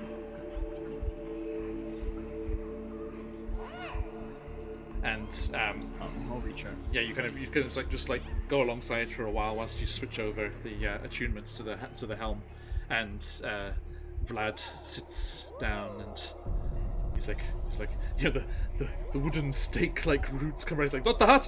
Oh, okay. And But we were sent here. Like, surely Cholet wouldn't have sent us to our doom or put us in any danger. But we This is literally called are Doom in. Space. Yeah. Yeah. and I'm sure it's fine. Vlad brings the menagerie alongside the Kindari, which helpfully stops swimming, and you are able to hurl yourselves over to the creature if you wish. I'm gonna bring Spork with me this time. And my flamethrower. Just in case. Yes, it's always good to have something to bargain with. And myself and Spork, I'm gonna be on his back, or maybe he could be on my back, I don't know. Whichever You swing up and Like get a two little- handfuls of little- coarse hair. Yeah, and just like literally a flying pig. Literally a flying pig. and he does go fast over. enough to break the gravity well of the thing. Actually, Right. because the Kindari is larger than your ship, its gravity well actually takes precedence. So once you come into its air envelope, you will just fall towards it. So I will leap off. actually, I like this. This is what it does, right? You get into its air envelope and it just raises up one of those flippers and just like puts it on the edge of your ship, and you can just slide down its flipper onto its Oh, I see. Yeah. onto its main body there. And I feel like she does know we're coming.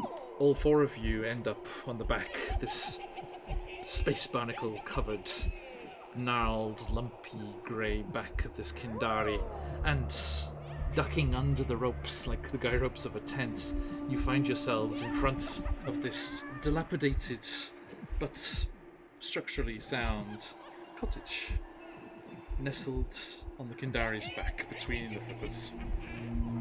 And the door creaks open.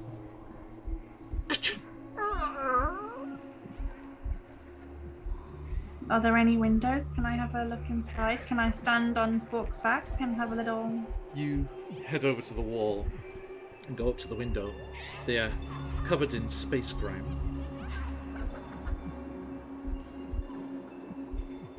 I think Io I just guess- stands in front of the open doorway. Greetings and salutations. We are the crew of the menagerie. We come in peace and friendship. Well, there's no need to shout, little Io. Won't you come inside? I have some guppy tea. Oh, well, sure. By the way, all of these sounds, these like, ooh, and all these things, these are coming from the shoal of fish that are around the whale. Oh, I see. I mean, That makes I thought half sense. of them were coming from little Lilo here. She's definitely adding to the ambience. Thank you. So not getting to the mic, I'm afraid. Okay, so Io, do you go inside? Yeah. Ayo What's the pushes worst could happen? through the door. The three of you see him disappear into the dark shadows inside.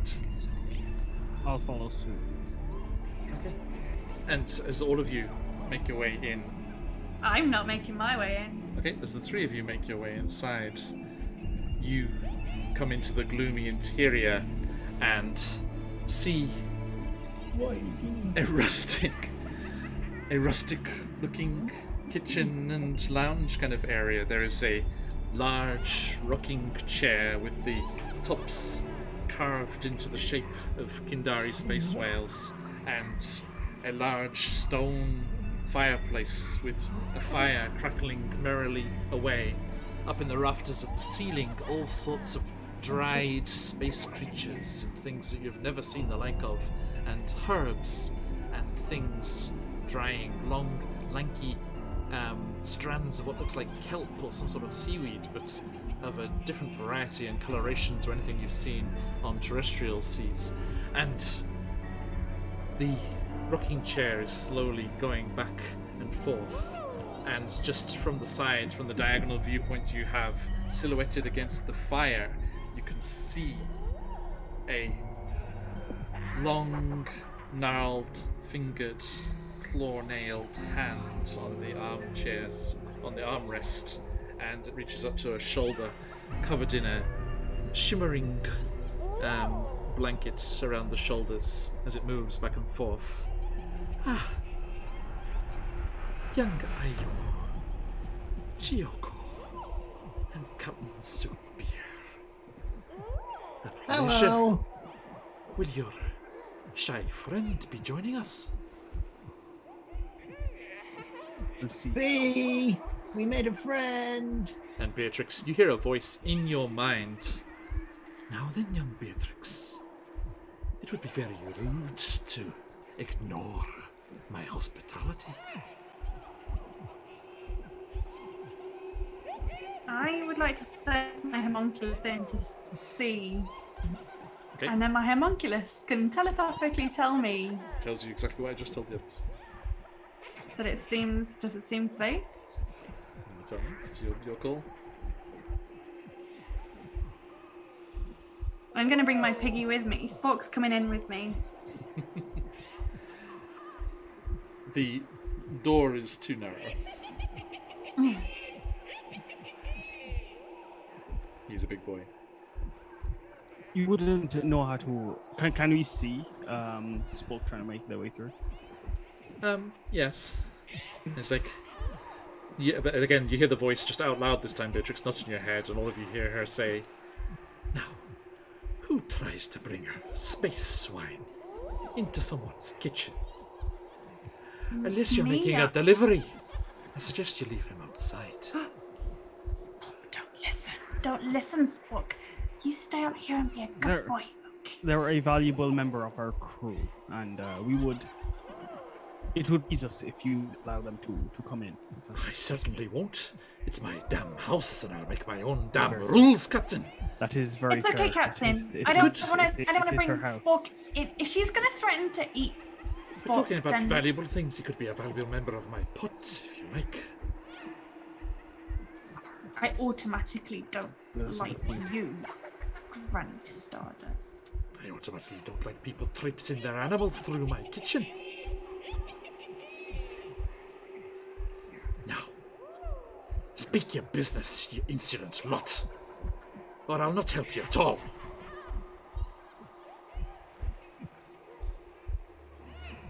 I look at the crew. Maybe I was a bit hesitant calling you a friend. That's not how friends talk to each other. We've been really nice. Really? Threats, demands, livestock. It's not nice in my book. Threats? Well, your book needs a few more pages, I think, but I can help you with that. I forgive you. Had we threatened? It was a simple request.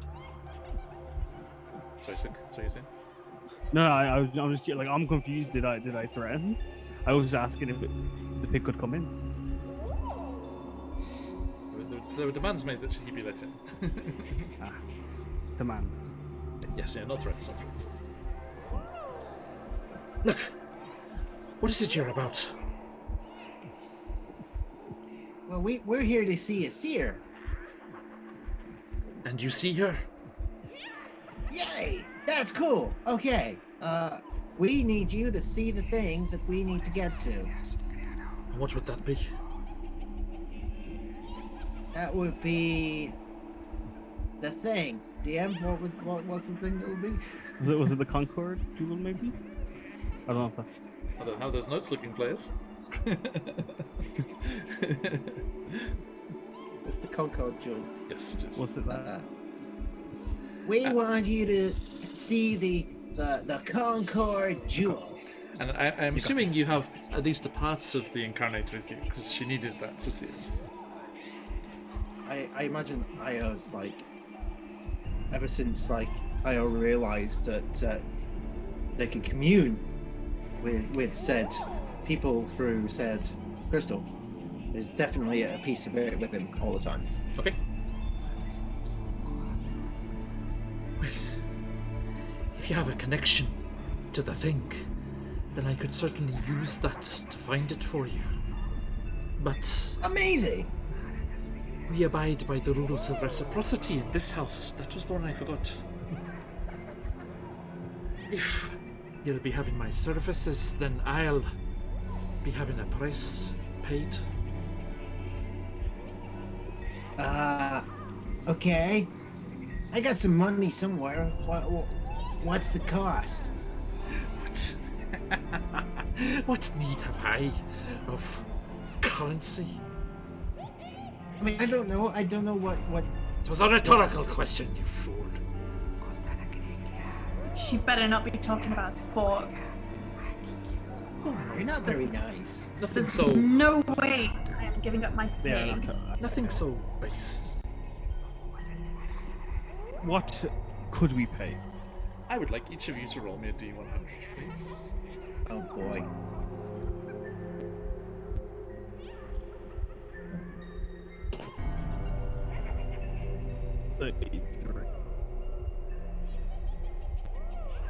I got a 58. 2 seconds here. I'm going to jot these down. Sorry, Suk was a 33. Mm-hmm. Beatrice is a 58. 58, yeah. Okay. Ayo, 82? 82. Chiogo, 84. 84. Okay. Now, I'll tell you what. Let me offer you a range of prices, and you can decide amongst yourselves which of you will pay for my services today. You, noble captain.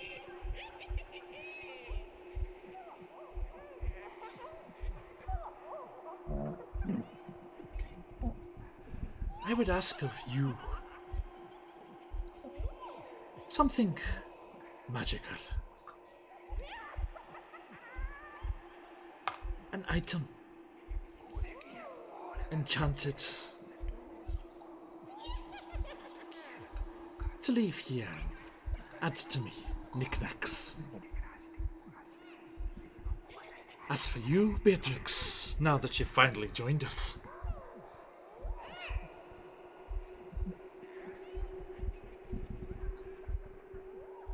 I would ask of you to recapture your youth.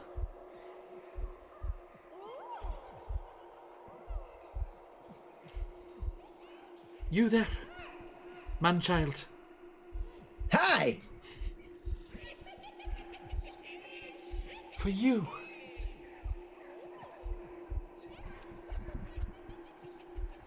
I'd suggest that perhaps a love of water and the precipitation from the sky might be in order. And you there, little Felis? Reunited with your loving mummy. It's a beautiful sight. But doesn't time just fly by when you're with those you love?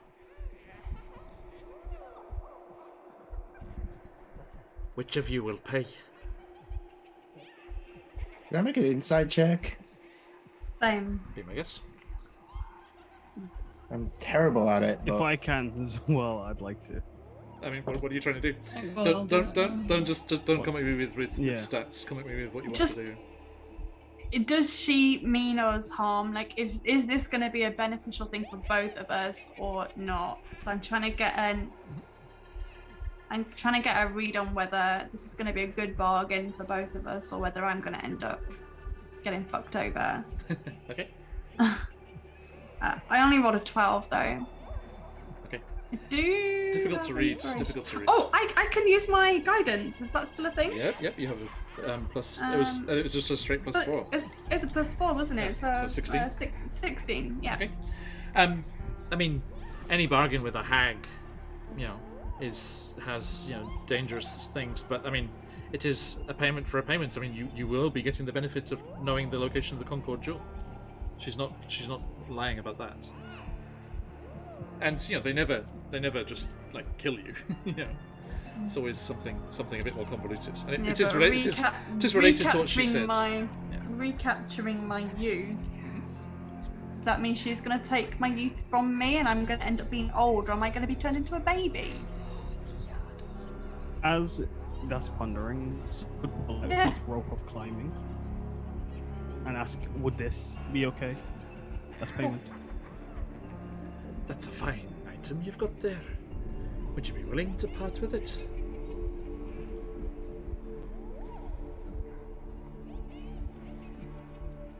Yeah. So, some of your magic.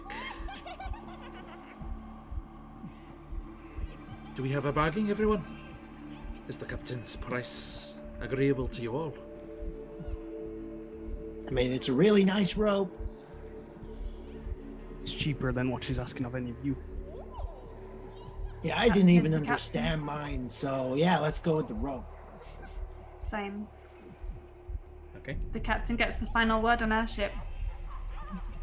And Suk, you kind of step forward to the rocking chair, and she doesn't even look towards you as you approach. And as you kind of offer up the rope to her, it hovers out of your hand and goes up into the rafters and drapes over a couple of hooks there, nasty-looking iron hooks coming out of the crossbeam. And as you come to the side and get a better view, you can see her eyes are just 2 sockets with fields of stars inside. Most agreeable, dear Captain. And there's a spark between the two of you. Now, let me find you that Concord jewel you're so keen to find. Where is the item? That I might scry. I turn to the group. Io starts checking all his pockets. And will deliberately... They know where it is, but they're checking every other pocket first for comedic effect. Yeah. I would reach out to be almost like a mediator to avoid Io touch getting near Her the hag. head kind of cocks. Back left. Yeah, there we go. Here you go, Captain. Thank you, Io. And then I hand it over. Very cautiously. The gnarled knuckles and leathery skin turn, and the dark claw-like nails wrap around the incarnate crystal. Now, let's find what you're after. And she brings it in front of her. And Io, you hear the scream in your mind as she cracks the crystal in half, and a wisp of silvery energy rises out, and she inhales it through her nose and throws her head back, closing her eyes. Don't interrupt, or it'll all be for naught.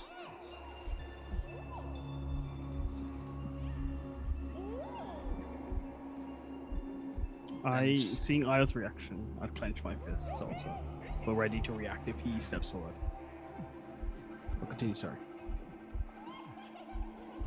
There's a pause.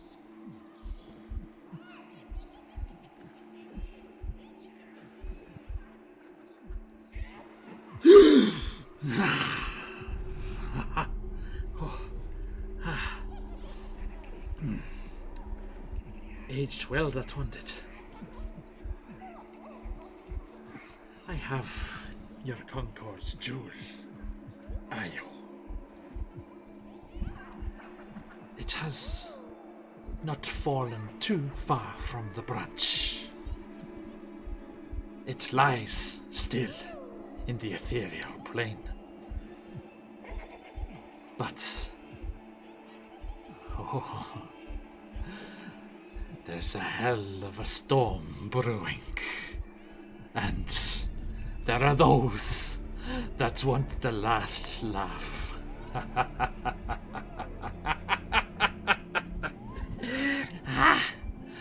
All the best to you. Now get out of my damned house before I feed you to the guppies.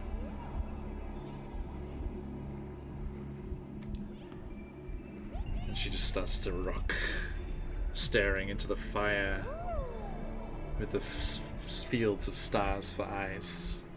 I think the rest of the group will see Io very still, very unlike Io. I'll come see you when we're done. Oh, swing by any time.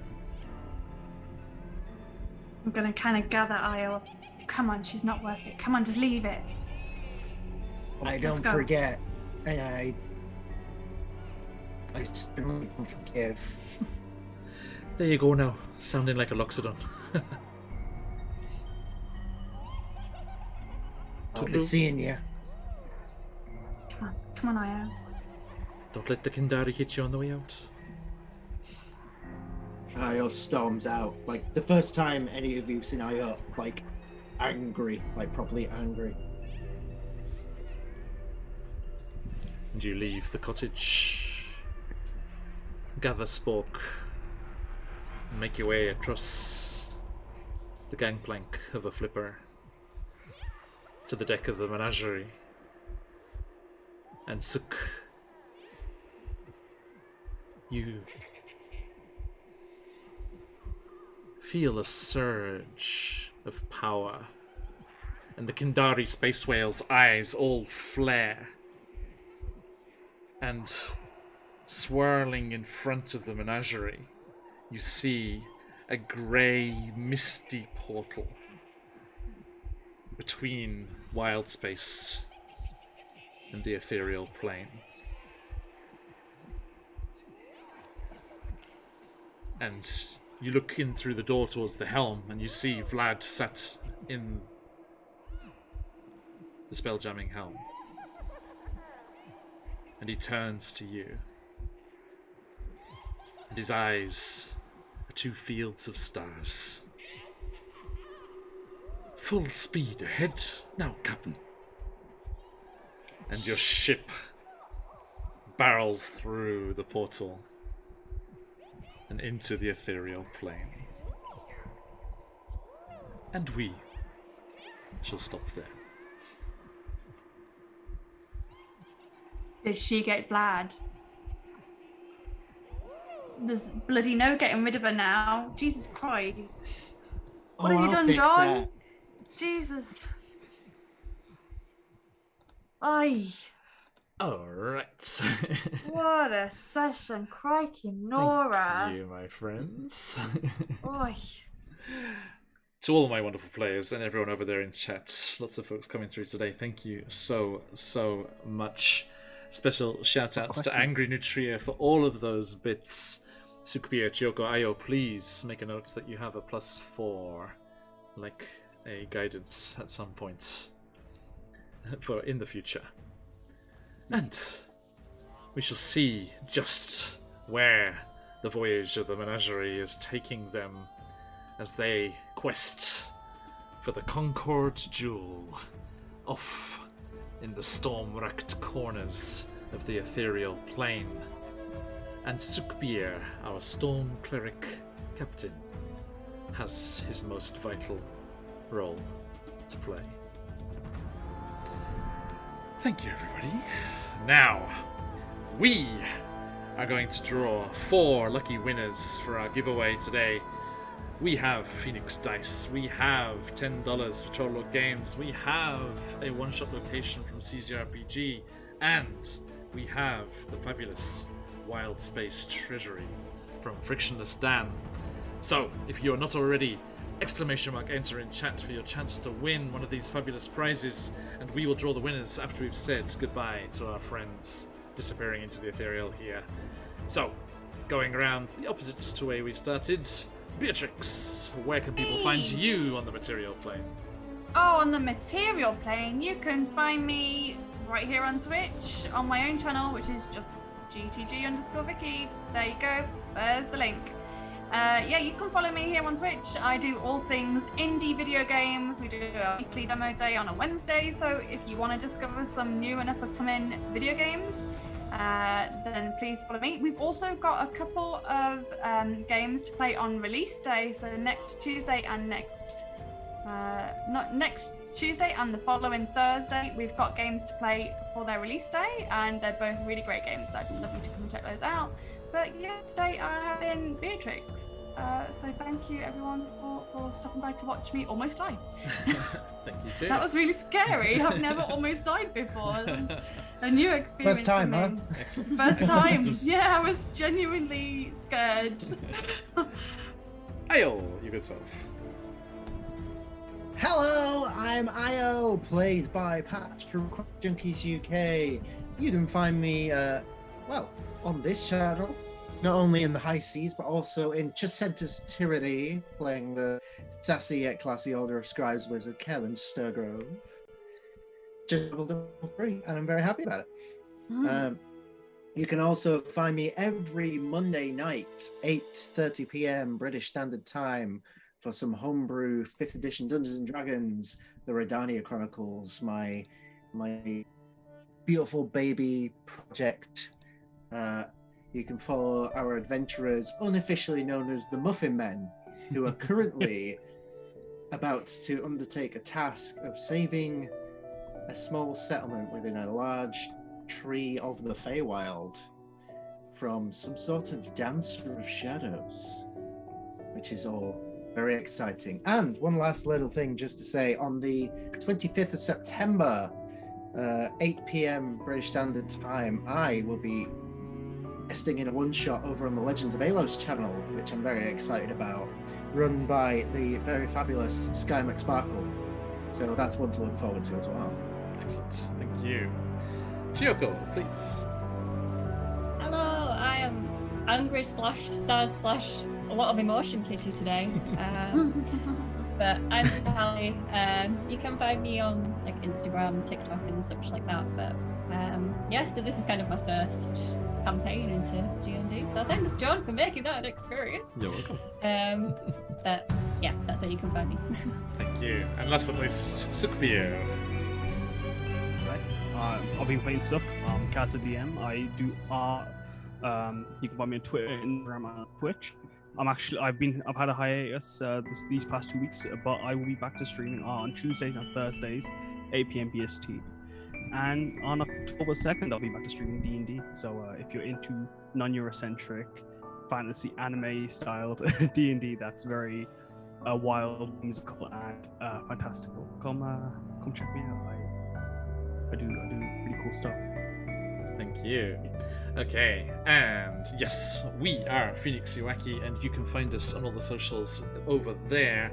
And to jump into our Discord if you want to hear what's going on from us news released there before it's anywhere else, and chat with lots of other nice, interesting people, and in the self-promo, see everything that's going on with everyone, as it is a nice active place to see lots of exciting adventures happening.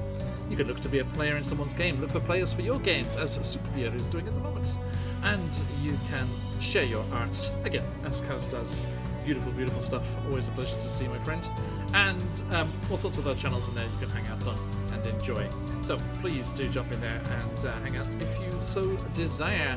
And it has been a wonderful week of adventures. But we will be back next week with our usual slate.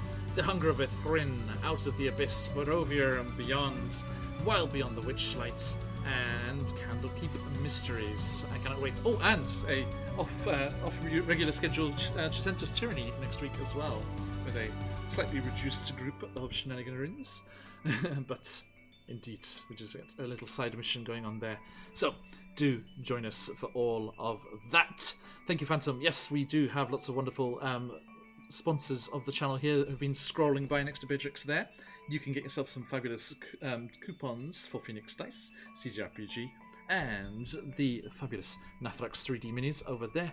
Wonderful, wonderful products from all of their stuff. If you are unlucky and not able to win today, you can go and get yourself a discount regardless and enjoy all of the good stuff they have. Right, speaking of, it is time. Let us draw 4 lucky winners. I am closing up the giveaway, everybody. Last chances, last chances. Boop. All right. Good luck, everybody. So, first things first, the Forsaken Bog, a one-shot location from CZRPG. Drop it into your campaigns. Play it as a one-shot. Beautiful encounter design and maps going to Kaz, the DM. You're not allowed to win.